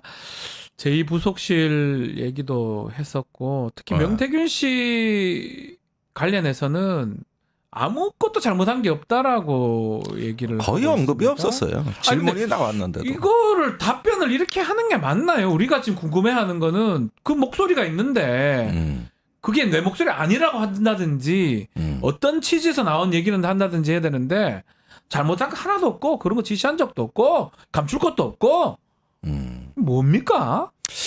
근데 일단 뭉개고 간다. 뭉갠다. 근데 그 부분에 대해서는 이거를 우리가 이 발언의 어떤 거를 분석적으로 보기 이전에 이미 지난주에 정진석 비서실장이 국회 운영위 국정감사에서 그 녹취는 정치적, 법적, 상식적으로 아무 문제 없다 하고 되레 윽박 지르지 않습니까? 그때 정리가 끝난 거예요. 아하. 그때 정리가 끝났는데 여기에는 두 가지 계산이 있어요. 첫째, 민주당에 더 이상 육성 파일이 없다. 더 까질 거 없다. 둘째, 명태균은 정리됐다. 셋째, 이제 검찰의 출구 전략이 시작된다. 이 세 가지가 지난주에 정리가 된 거예요. 맞춰 떨어지니까 그런 얘기를 했군요. 그러니까 전격적으로 어제 7일 날 대통령 기자회견이 결정이 된 겁니다. 이제는 성문 열고 나가 싸우자. 그래서 수석만 2달 동안 자기들이 입도 뻥긋 못 했었다고. 그러다가 그게 정리가 된 거예요. 그러면은 검찰에서는 이제 명태균 씨에 대해서는 싼 거, 뭐 집행유예 2년 이내로 나올 거, 뭐 별건 하나 뭐 해가지고 하나로 그냥 털고, 그래서 정치자금 수사는 마무리 짓고, 여론조사 조작이라든가 공천 개입이라든가 국가 산단 문제는 창원지검에서 수사를 안 하는 겁니다.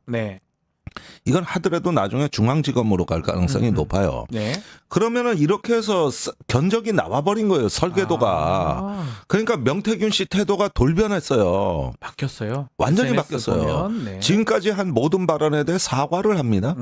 그다음에 다시 윤석열 대통령 부부에 대한 어떤 일종의 그 하수인 내지는 네. 순종의 모드로 바뀌고 네. 싹싹 바뀌고 그다음에 오늘 검찰에 소환되는 거예요. 예, 여기까지 착착. 그다음에 민주당의 공익 제보자들을 극렬하게 비난합니다. 네. 대표적으로 강혜경 씨. 네. 네. 예, 그다음에 김태열 씨. 그 미래항공연구소 대표죠. 그래가지고 총뿌리를 들이대고 이게 기관총 난사하듯이. 이렇게 모두가 갑자기 바뀌었어요. 자, 이런 일들이 전부 한순간에 일어났다는 건 뭘 의미하느냐 이거죠. 정리가 됐다라는 거군요. 지난주에 정리가 다 된 거예요. 정리가 됐고 그래서 기자회견까지 딱딱딱 연결된 것이다. 그렇죠. 그리고 또 한 가지는 뭐냐면은 그 명태균 씨가 변호사를 선임했어요. 네. 김소연 변호사라고 있어요. 네, 네. 아주 극우 인사고. 네. 그다음에 그 김소연 변호사가 속한 법무법인의 황우여 대표 변호사입니다. 네. 이분이 얼마 전까지 국민의힘 비대위원장 하시던 분이에요. 네. 옛날 대표도 했고요. 다시 말하면은 언로가 생긴 거죠. 그래가지고 그 용산하고의 거래적 통로, 거래적인 어떤 상황이 조성이 된 거예요. 이렇게 되니까 명태균 씨가 완전히 돌변해가지고 지금까지 우리가 명태균이 권력욕으로 국정에 개입했고 여사를 통해서 뭐 인사에 개입했다. 그러나 이 사람 인간성을 가지고 우리가 비난한 사람은 거의 없어. 네. 그 행위를 비난했죠. 그렇죠. 근데 지금 나오는 거는 완전히 인간성의 민낯이 나오고 있거든. 이제까지 한때 일했던 사람들에 대해 가지고 완전히 이제는 삿대질하고 나서기 시작하고 그렇죠. 이제는 인간성이 드러나는 국면이 돼 버렸다고. 완전히 돌변한 모습이에요. 완전히 괴물이 됐어요. 이야. 그렇게 되니까 이건 견적이 나왔구나. 그러니까 민주당의 공익 제보로 들어갔다가 하니까 이제 진영 논리가 완성이 되는 거죠. 네. 민주당을 공격하면서 그 공익 제보자까지도 공격할 수 있는 이 판이 짜여진 거예요. 그러면 이게 이렇게 끝납니까? 아니면 민주당이 뭐 다른 걸 갖고 있을 가능성은 없습니까? 아니 그러니까 이제 여기서 우리가 좀 봐야 될 거는 명태균 씨가 민주당의 그 녹취 파일을 제보한 사람을 잘못 지목했다는 거.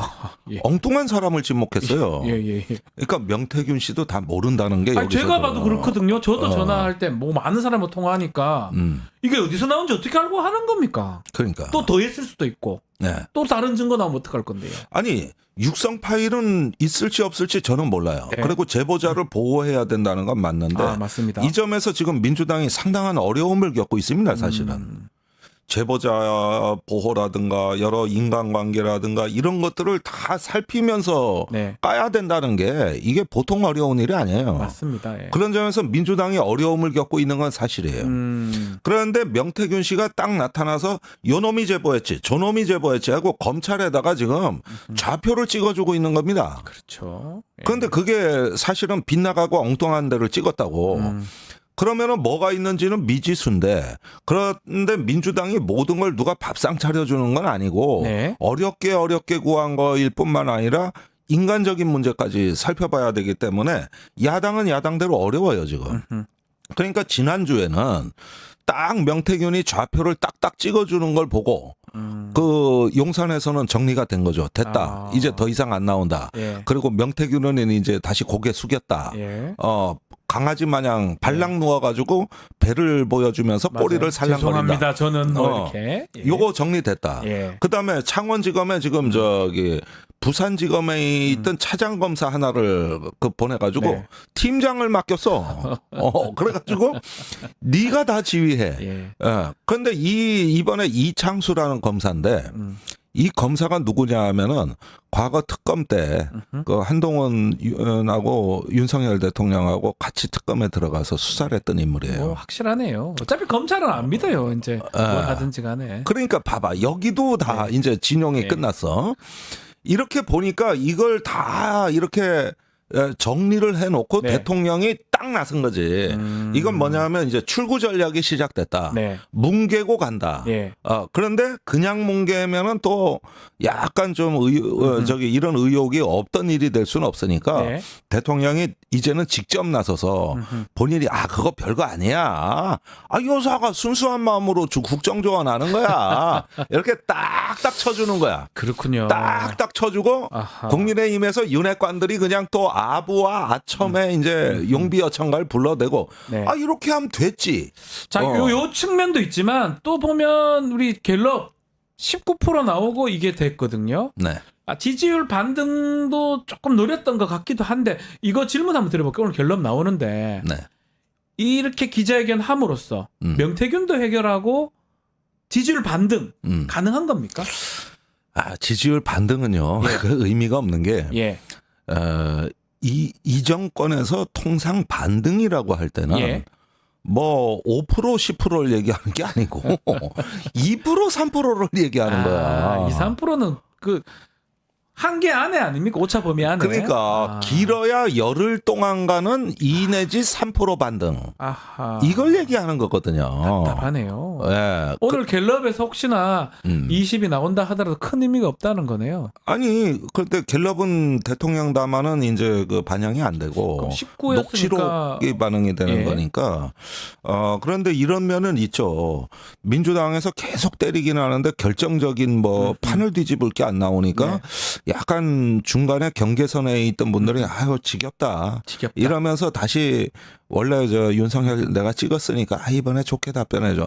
뭐 이런 몇 프로 정도는 가능해 보여요. 네. 예. 그러나 그것도 뭐 의미는 없을 큰 것이다. 희망은 아니고. 지금 기자회견 한 큰 의미는 사실은 명태균이네요. 우리 의원님 출구 말씀. 전략이고 명태균의 출구 전략을 그다음에 위해서 이제 야. 이재명 대표의 그 재판이 가까워지고 15일 날 있기 때문에 선고납니다. 예, 네. 또 서둘러서 여기서 털고 그다음에 이재명한테 집중한다. 이렇게 해서 판을 짠 거야 이 사람들이. 그리고 이게 얼마나 위험한 기획인가를 알 수 없게 밑에서 윤핵관 간신 참모들이 온갖 또 아부를 다 한 거예요. 네. 이렇게 하니까 이제 대통령은 기분 좋았지. 거기에다가 그 최근에 극우 유튜버들이 이제 네. 강혜경 씨 공격하고 뭐 하고 이러는 어떤 거 짤들이 많이 돌아다니거든요. 예. 대통령이 그걸 또 본 거야 이게. 이래 되니까 착착 맞아버린 거지 이게. 자, 기자회견에서도 했던 얘기긴 한데 윤석열 대통령 트럼프 대통령하고도 통화했다고 되게 자랑을 했습니다. 일본보다 빨리 통화했다고. 자, 또 그리고 뭐 좀 이런 시일 내에 만난다 이런 얘기도 했는데 자, 일단 미국은 트럼프 2기 행정부 이제 나옵니다. 네. 어떻게 보십니까? 근데 1기 때 네. 트럼프보다도 더 세지고 당연합니다. 더 그럼 당연하겠죠. 준비된. 예. 예. 이런 어떤 그 트럼프가 기한한 거기 때문에 예. 이게 보통 심각한 문제가 아닙니다. 그리고 사람들이 예. 이 트럼프가 이제 기한했다 그러지만은 네. 트럼피즘 이거는 그 일찍 더 기한하고 있었어요. 적어도 1년도 더 전에. 네. 무슨 얘기냐면은 바이든 대통령이 집권해서 트럼프를 지워버리려고 그랬어요. 네. 그 중에 가장 중요한 게 동맹 정책입니다. 동맹하고 함께 가겠다 그러면서 미국이 돌아왔다 그랬잖아요. 그래가지고 윤석열 대통령이 재작년 5월에 집권하자마자 바이든 대통령이 한국에 왔어요. 그때 그 윤석열 정부가 최대 동맹의 성과라고 부각시킨 게 뭐냐? IPEF라는 거예요. 네. 인도 패시픽 이코노믹 프레임. 예. 이래서 이제 동아시아 국가들끼리 그 옛날에 그 TPP 비슷한 이 경제 공동체 만드는 걸 합의하고 한국이 제일 먼저 가입했다 그래가지고 엄청나게 띄운 겁니다. 네. 그리고 실제 바이든은 그런 식으로 연합과 연대 동맹을 네트워크를 구성하려고 했던 겁니다. 네. 그래서 한미일 협력되고 잘 돼가는 줄 알았는데 올해 초에 이 IPEF의 규약이 발표되는 시기였습니다. 그런데 이제 그때 아페크 회의가 미국에서 열릴 때 동아시아 국가들이 대거 갔어요. 예. 그래도 혹시 미국 시장이 열리나? 이런 기대를 가고 그거 발효식 하러 간 거거든. 네. 근데 바이든이 그런 거야. 이번에는 그거 발효 못 합니다. 발효 못 한다고요? 그러니까 다들 놀란 거야. 아니 예. 미국이 이런 공수표를 날러? 왜 그래요? 어. 그러니까 상원 의원, 민주당 의원이 바이든한테 편지를 보냈는데 이거 지금 발효를 하면 예. 올해 대선에서 예. 부정적 효과가 예상이 된다. 질 수 있다. 예. 트럼프가 이런 식의 무슨 경제 협력, 안보 협력 다 깨고 있다는 게 미국 국민들한테 먹혀드는데 왜 하필이면 지금 이걸 서명해가지고 그 저 대선에 공격을 당하냐. 그러니까 제가 그때 느낀 거는 트럼프는 돌아오지 않았으나 트럼피즘은 먼저 돌아와서 이미 바이든의 발목을 잡고 있었다.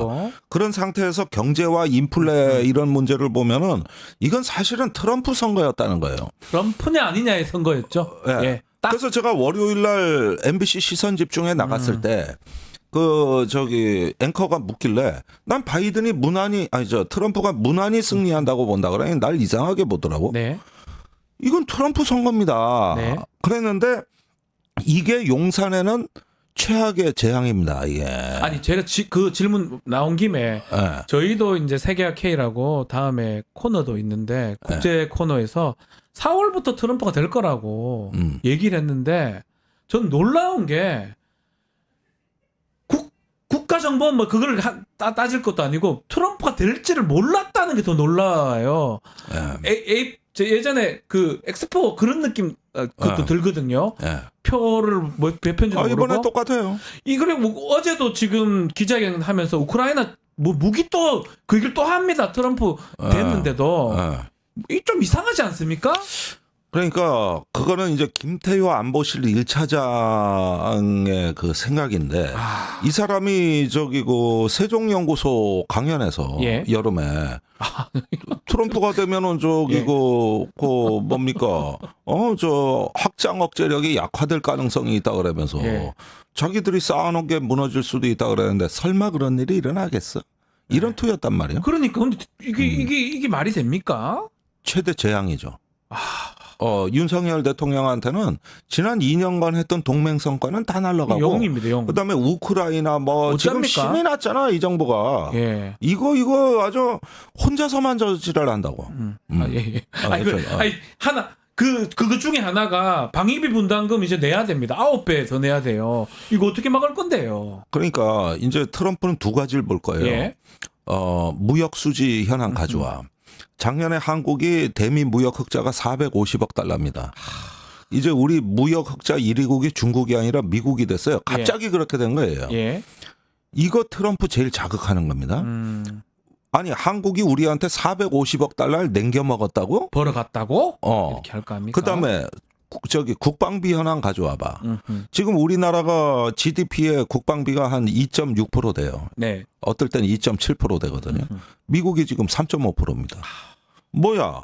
한국이 0.8%나 적잖아. 그러면서 미군 2만 8천 명이가 있어? 주둔하고 있죠 지금. 이렇게 보면은 딱 조직이 좋은 통계가 다 책상 위에 놓는 거예요. 트럼프가 그런 거 잘 따집니다. 우리가 봤잖아요. 반드시 얘기할 것 같은데요. 그러니까 결국은 이제는 방위비 분담금이 1기 재임 때는 5-6배인데 지금은 10배 얘기하고 10배, 있는 9배. 그러면서 저 항공모함 보내고 전략 폭격기 보내고 전부 돈 받아내라는 거예요. 돈 내라. 자, 돈 줘야 되고 북한 왜 합니까? 북한하고 트럼프, 김정은 둘이 친하잖아요. 친하죠. 그 얘기를 윤석열보다 수도 없이 훨씬 했어. 친한 것 같은데. 수도 없이 했어. 윤 대통령보다 더 친하지. 그래가지고 이걸 갖다가 아름다운 편지를 나한테 보냈었다. 그 김정은 위원장이. 아름다운 편지. 우리 서로 사랑한다는 얘기예요.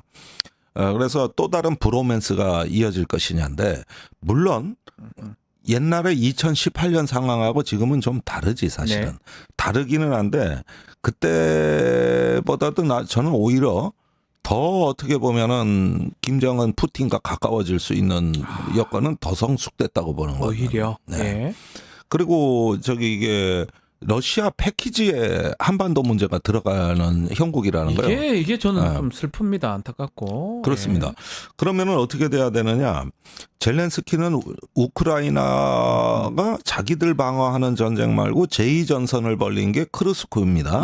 이건 우크라이나가 러시아로 쳐들어간 거예요. 땅에 들어간 거죠. 젤렌스키 단독으로 한 겁니다. 다 반대하는데. 일단은 그 심사는 뭐냐면 여기에 꽉 눌러 앉아 있다가 종전 협상이 되면은 여기서 물러나는 조건으로 크림 반도를 내놓으라든가 이렇게 거래를 하기 위한 확전 전략을 선택했는데 네. 이걸 미국이 인정하지 않을 가능성이 높습니다. 트럼프가. 그래서 크루스코에서 철수를 하고 현 교전 어떤 그 경계선에서 전쟁이 종결될 가능성이 높아요. 이렇게 되면은 그 북한 문제까지도 해결할 수 있죠. 북한 문제 그거 푸틴에 이어서 북한하고 푸틴이 한편이니까. 네.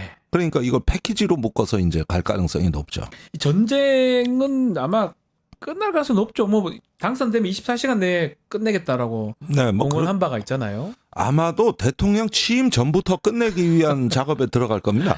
취임 전부터 아예. 야, 그런데 답답하게 우리는 무기 지원한다 그러고 바이든도 만나러 간다 그러고 이건 뭐 저는 도대체가 이해가 잘 안 되거든요. 안 되죠. 예. 그래서 제가 보기에는 2년 반 헛수고하셨다. 예. 네. 그리고 무엇보다도 우리한테 지금 역사적 순간이 열리고 있다고 보는 것은 네.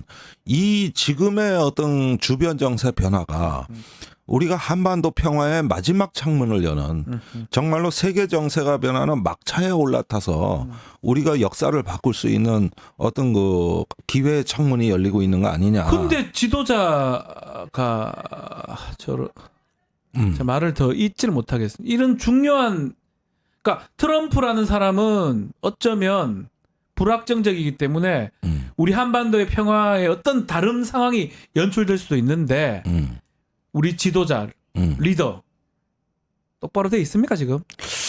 전혀 준비가 안 돼 있다고 전혀 봐요. 반대로 갈 것 같은데요. 예, 역으로? 전혀 준비가 안 돼 있다고 봐야죠. 그래서 지금은 우리가 국민들이 앞으로 2년 반을 이런 세상에서 산다는 건 지옥문이 열리는 거예요.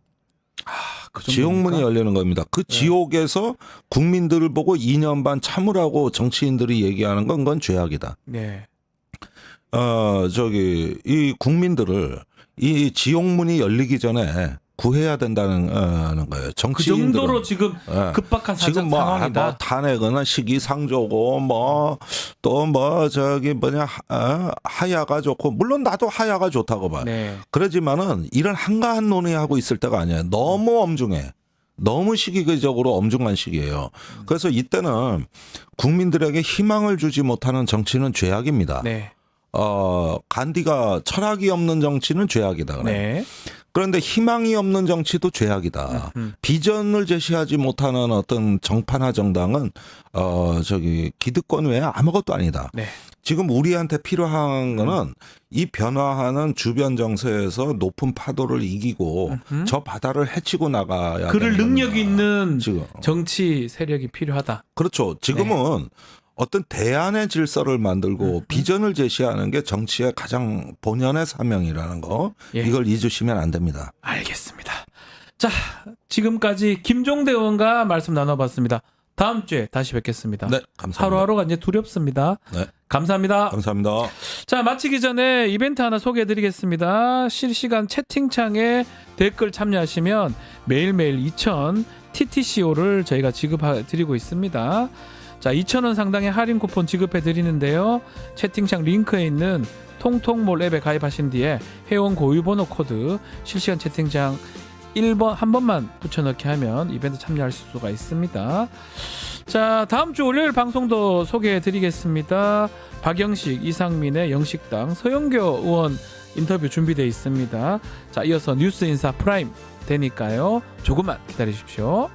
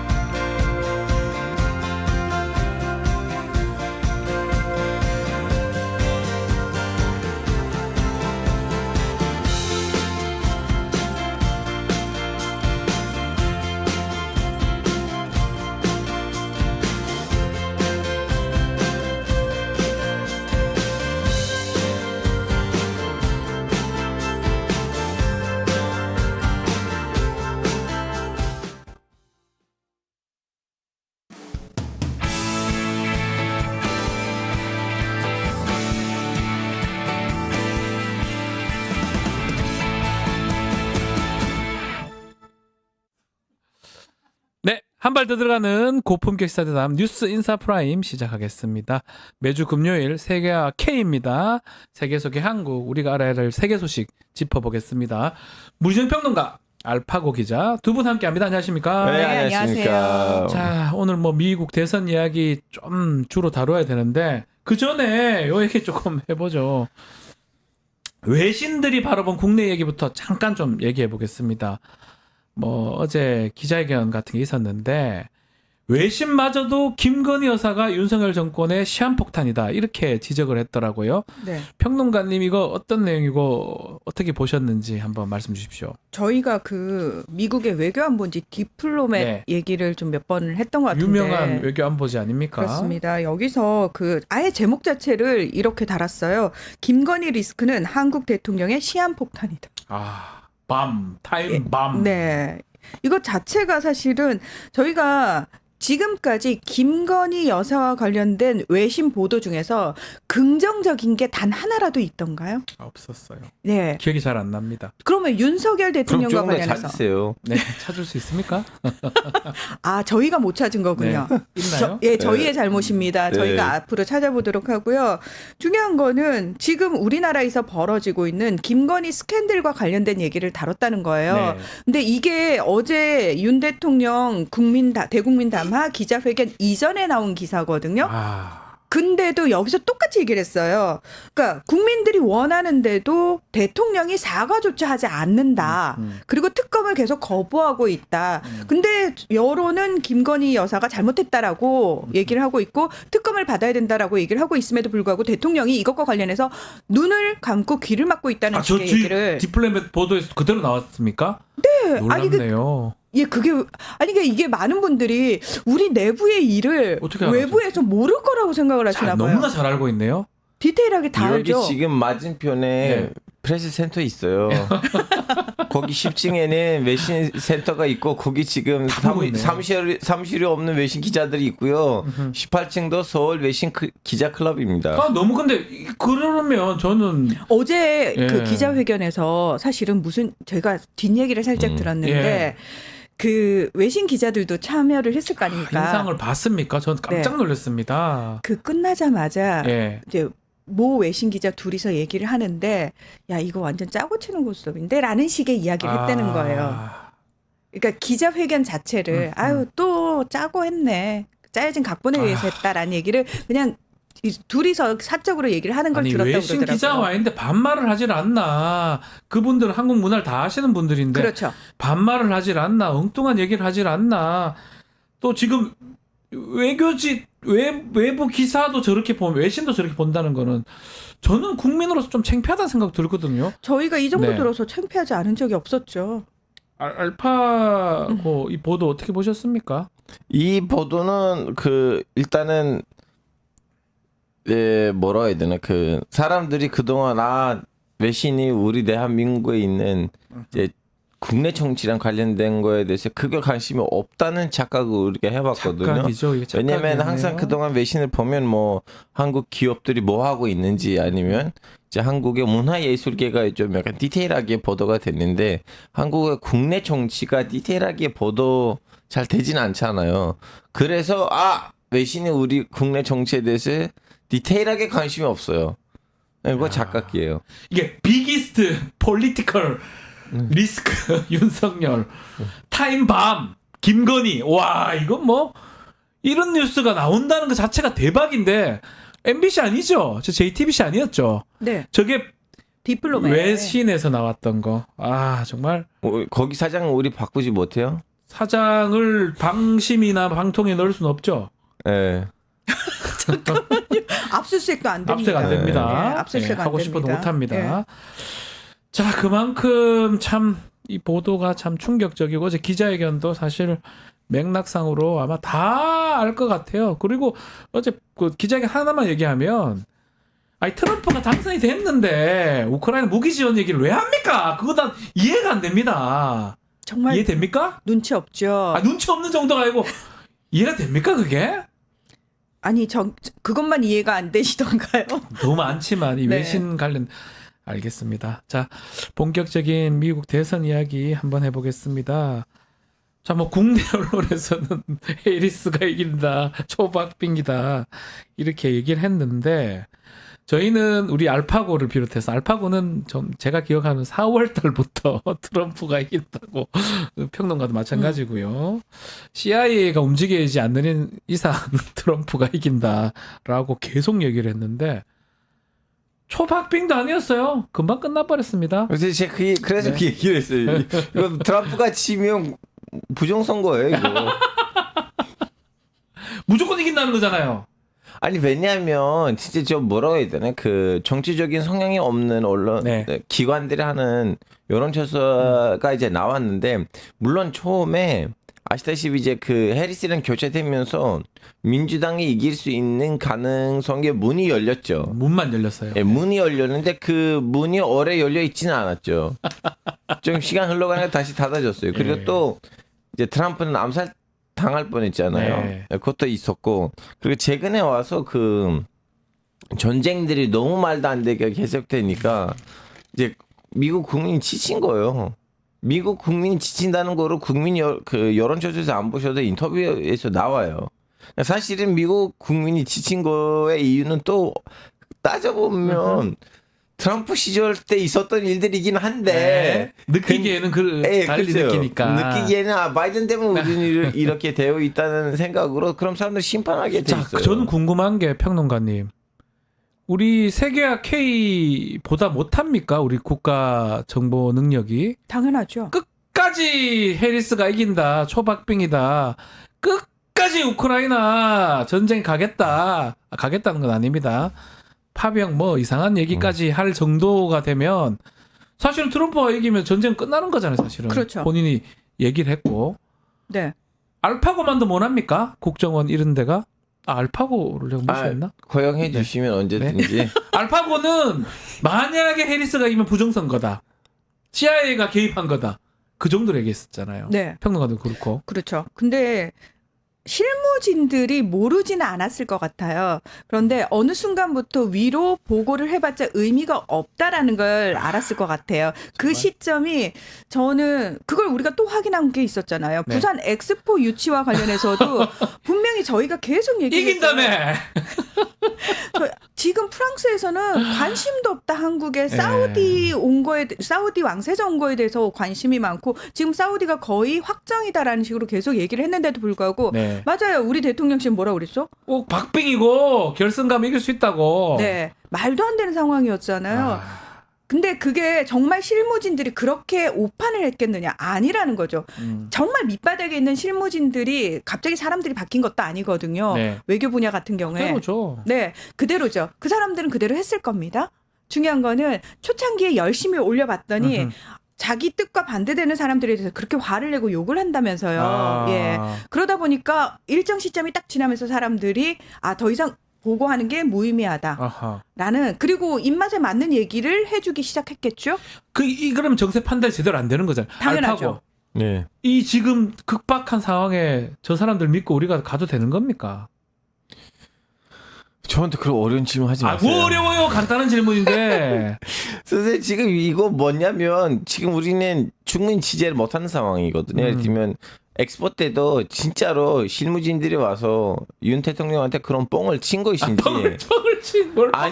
아니면 그렇게 말했는데도 그렇게 윤 대통령이 어떤 그 사우디란 외교하는 뭔가를 생각해가지고 일부러 우리한테 말을 다르게 해주신 것인지 그건 우리는 이런 것들을 잘 몰라요. 왜냐하면 충분히 인터뷰를 못해요. 지금 당선되신 지 2년 넘으셨는데 처음으로 이렇게 대놓고 이렇게 국민 앞에서 와서 얘기를 하잖아요. 미안하지만 한국에서는 좌파가 대통령 돼도 우파가 대통령이 달라지지 않는 거 하나밖에 없어요. 그냥 국민이란 대화. 트럼프 같은 사람도 자꾸 언론이랑 만나서 인터뷰를 하는데 나 한국이 왜 이런지 모르겠어요. 에르도안 대통령하고는 에르도안 대통령 마저 짜고 치기 하더라도 거의 일주일에 2-3번 정도 국민이랑 만나는 그 모습을 취해요. 나 한국은 이거 없으니까 그래서 우리는 모르죠. 뭐 정권이 지금 어떻게 뭘 했는지는 언론도 자기 역할을 할 수 있는 그 분위기가 없어요. 에르도안보다 못하다 이 말인가요? 이거는 미안하지만 노무현 대통령이 끝나고 난 이후로부터는 문재인 대통령들 포함해서 딱 그 이명박부터 시작하지 어느 날까지는 변한 건 없어요. 그만큼 좀 급박한 상황인데 참 불안하다 이렇게 말씀하신 걸로 이해하고 대선 얘기 좀 해보겠습니다. 자, 뭐 볼 것도 없어요. 뭐 선거인단, 총투표수, 지금 하원, 뭐 상원,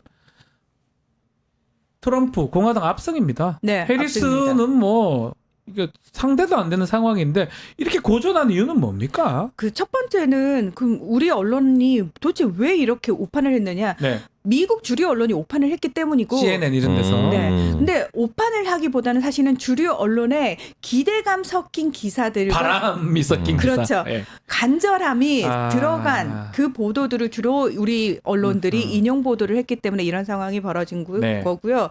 첫 번째는 미국에 대한 환상이 아직도 참 많은 것 같아요. 미국이 굉장히 합리적인 나라고 정말 인권을 우선시하는 나라인 것처럼 네. 포장이 돼 있잖아요. 할리우드 영화를 봐도 네. 그렇고 라이언 일병 한 명을 구하기 위해서 그냥 전부대가 몰살당하지 않습니까? 그렇죠. 예. 근데 실제로 미국이라는 나라는 백인들의 나라예요. 60% 정도의 백인들이 구성하는 나라이고 거기에 이제 소수 인종들이 주로 성공한 소수 인종들 그리고 기득권에 이미 편입된 소수 인종들에 대한 판단을 잘못하고 있다라는 거예요. 밖에서. 근데 실제로 미국이란 나라를 들여다보면은 정말 합리적이고 교육을 많이 받고 진보적인 생각을 가진 백인 미국인들은 소수이고 그리고 소수 인종들은 당연히 트럼프에 반대하는 거 아니야?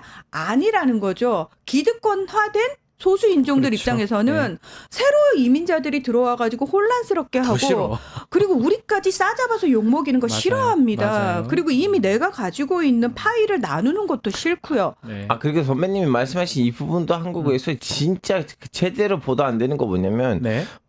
그 트럼프는 불법 이민자를 판다는 거예요. 그렇죠. 무슨 말이냐면 그렇죠. 미국에서 불법 이민자를 안 받겠다는 거지 모든 이민을 안 받겠다는 게 아니잖아요. 네. 그래서 지금 그 한국에서는 일각에서 왠지 좀 약간 미국에서는 이민자를 안 받겠다. 이민자를 싫어한다. 아니요. 아니, 보도가 잘못된 거야. 미국에서 지금 어마어마하게 불법 이민자가 있고 이 불법 이민자들은 말 그대로 불법 이민자인데도 미국의 서비스를 지금 이용하고 있거든요. 네. 미국에 있는 그 불법 이민자가 한국에 있으면 한국이 망해요. 그렇죠. 그래서 이 불법 이민자하고 이민자의 차이점을 알아야 돼요. 그래서 트럼프는 이 말했어요. 애들아, 니네들이 너무 적당한 절차를 밟아서 미국에 이제 이민자로 왔는데, 근데 이 사람들은 아무런 것도 없이 그냥 불법으로 오는데 내가 이 사람들을 막을 거야. 니네들처럼 이렇게. 그러니까 이거 가만 생각해 보면 뭐 히스패닉 이런 사람들이 유색 인종들이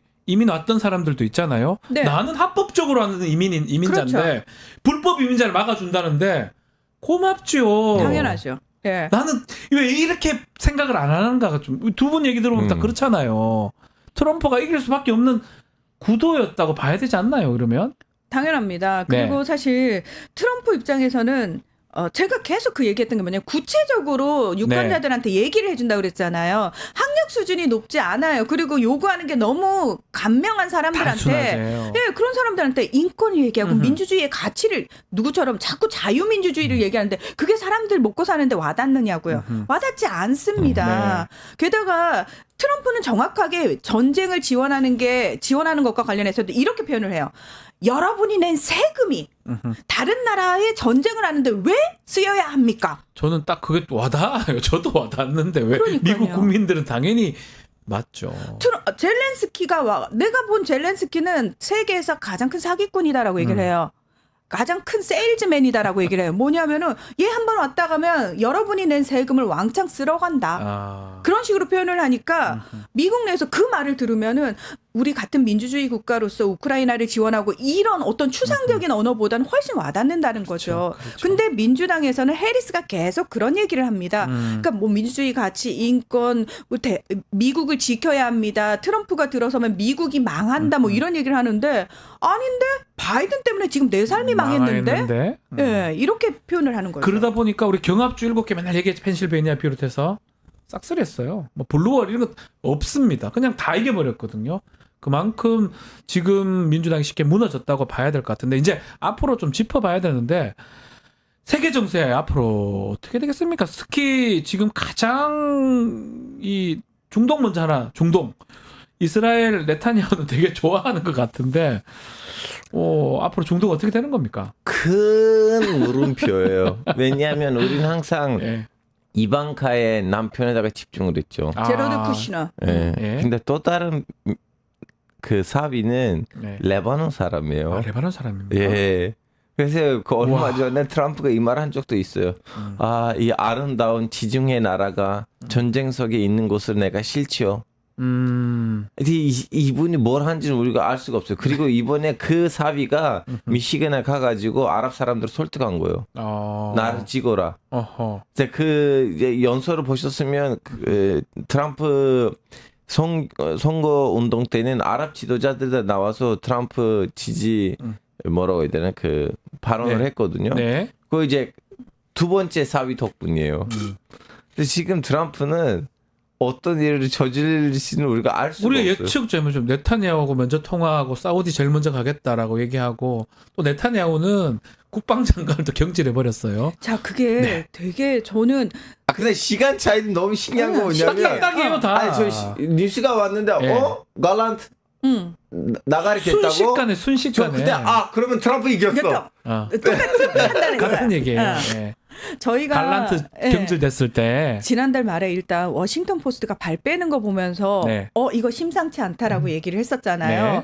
그리고 또 하나가 미국 대선 시작되는 그날 네타냐후가 요아브 갈란트 국방장관을 경질을 했는데 전쟁 중인데 장수를 쳐버린 거잖아요. 처음 봤어요. 그렇지 않잖아요, 통상은. 자, 이러면 국방장관이 과연 이 총리하고 어떤 관계였느냐. 계속 대립 관계였고 바이든 행정부에서는 네타냐후가 컨트롤이 되지 않기 때문에 어떻게든 그 네타냐후의 라이벌 쪽을 많이 공략을 했었단 말이죠. 베니 간츠 뭐 야당 대표라든지 갈란트 국방장관이라든지 국방장관은 사실은 총리하고 같은 당이긴 합니다만 인질 협상 먼저 해야 된다. 그리고 미국과 대화를 하는 주 통로였단 말이에요. 근데 네타냐후 입장에서는 이 갈란트가 너무 눈에 가시였어요. 계속 부딪히니까. 미국 사람으로 미국 바이든 사람으로 생각할 것 같아요. 그러니까 딱 그 네타냐후가 대선 시작되자마자 갈란트를 경질하는 걸 보면서 저도 그날 아침에 네타냐후가 이겼다. 정보가 좀 있나 봐요. 우리보다 나은 것 같아요. 모사드. 모사드. 우리는 해외 우리는 정보기관. 국정원 있는데. 모사드는 유명하죠. 그래서 저도 딱 그 눈치를 챘거든요. 트럼프로 결정이 났겠구나. 투표가 시작되자마자 그런 상황이 벌어졌기 때문에 저희는 다 눈치챘는데 아직도 눈치 못 챈 분이 우리나라 대통령이라고. 어제 기자회견 할 때까지 우크라이나 전쟁 물품 지원하겠다. 방어 물품이든 그런 얘기를 했습니다.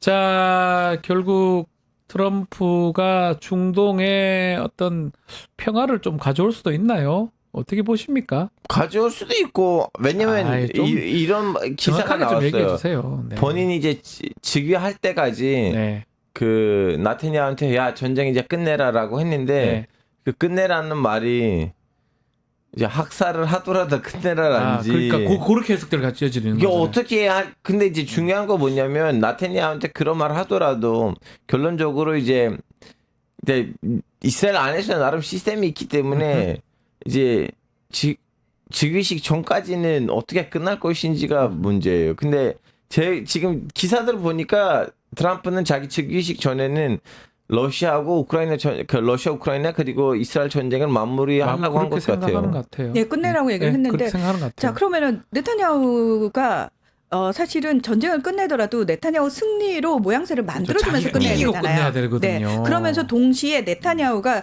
총리 자리를 위협받지 않는 약속을 해줘야 되는 거예요. 그 보장을 해주는 거예요. 아마 그 물밑에서 그런 보장을 해주면 네타냐후 입장에서도 충분히 이 전쟁을 계속 끌 이유는 없다. 이런 판단이 서고요. 사우디를 제일 먼저 가겠다라고 얘기한 게 이게 되게 의미가 있어요. 트럼프가 그 지난 2016년 대선에서 승리하고 취임한 이후에 제일 첫 번째로 간 나라가 사우디였어요. 사우디였군요. 네, 사우디를 가서 돈을 엄청 걷어봤어요. 네.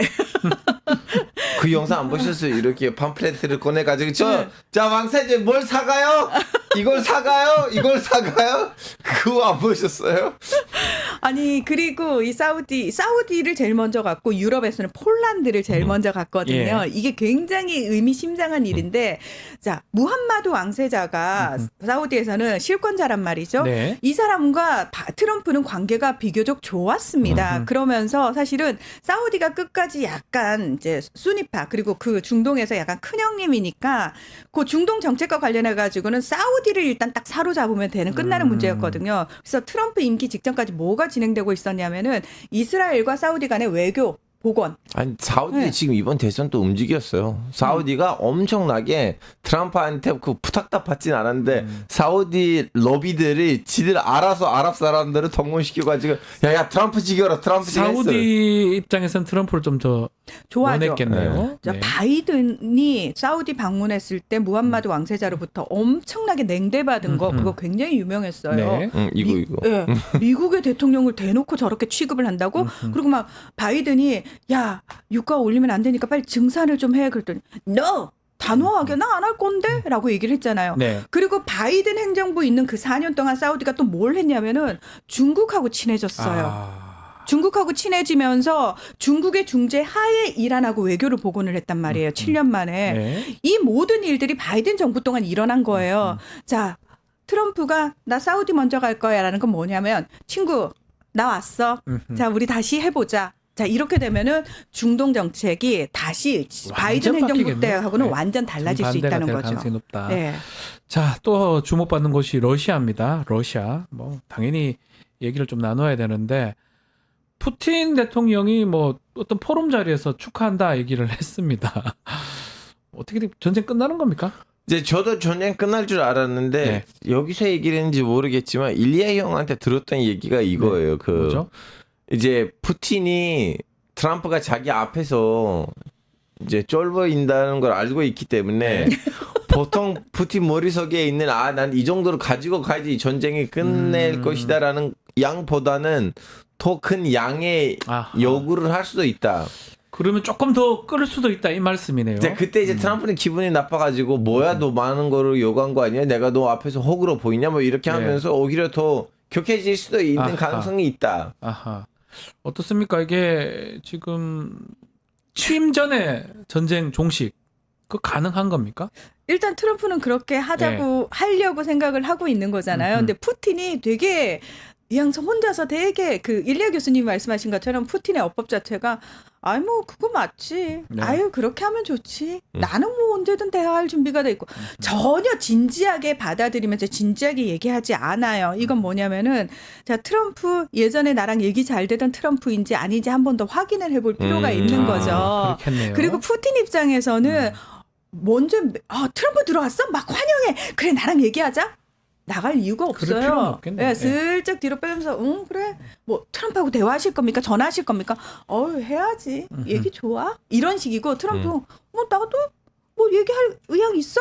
라는 식으로 반응을 하고 있는 건데 가장 중요한 건 뭐냐면은 분명한 건 트럼프가 계속해서 우크라이나 지원을 하지는 않을 거라는 거예요. 네. 그렇기 때문에 젤렌스키가 태세 전환 바로 했잖아요. 예. 젤렌스키 심지어 그때 9월에 유엔 총회 참석차 가서 해리스도 만나고 트럼프도 또 만났는데 트럼프가 젤렌스키 옆에 세워놓고 난 근데 러시아 푸틴이랑 더 친하다? 라고 얘기를 하니까 젤렌스키가 나랑도 좀 친해졌으면 좋겠네요 라고 얘기를 할 정도였거든요.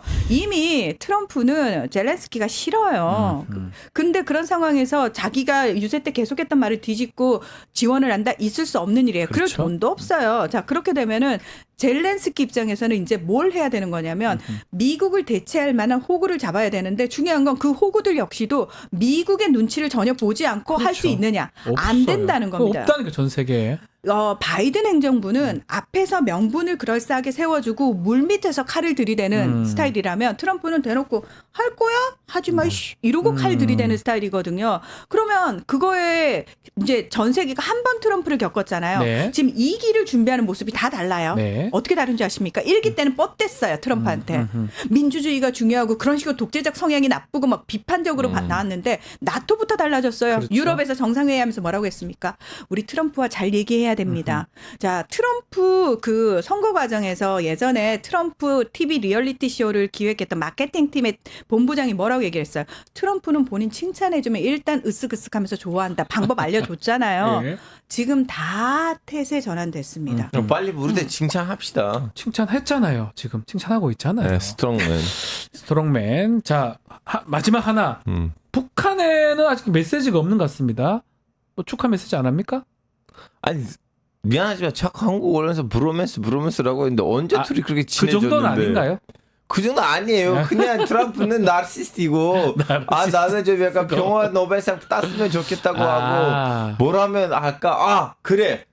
북한이라 뭘 잘하면 왠지 줄 것 같아요. 왜냐하면 예전에 그 평화 노벨상을 받았던 쿠르드 여자가 네. 백악관에 왔는데 근데 그 여자가 이제 IS한테 성노예에 잡혔다가 진짜 아주 좀 약간 나쁜 사연이 있으셨던 여자분이었는데 그럼 그 여자분을 보면 제일 먼저 어떤 얘기를 하실 것 같아요, MC님이?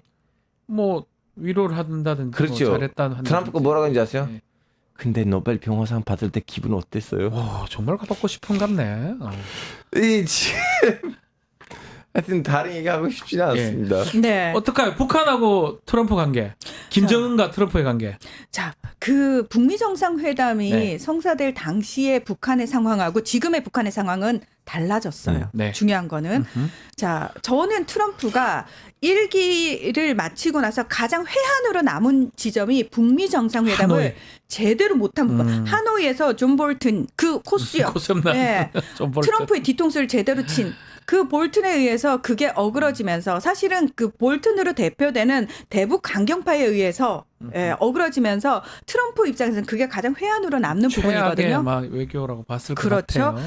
그래서 이제 트럼프는 가장 회한으로 남는 그 지점부터 반드시 시작할 겁니다. 그런데 중요한 건 북한의 상황이 달라졌어요. 완전 달라졌어요. 네, 일단은 러시아하고 상당히 밀착해 있는 상황이고요. 파병까지 가 있는 상황이잖아요. 맞습니다. 그리고 또 하나가 뭐냐면은 북한이 핵을 보유했다는 사실 자체에 대해서 이제 거의 기정사실화하고 있는 분위기가 형성이 됐다는 거예요.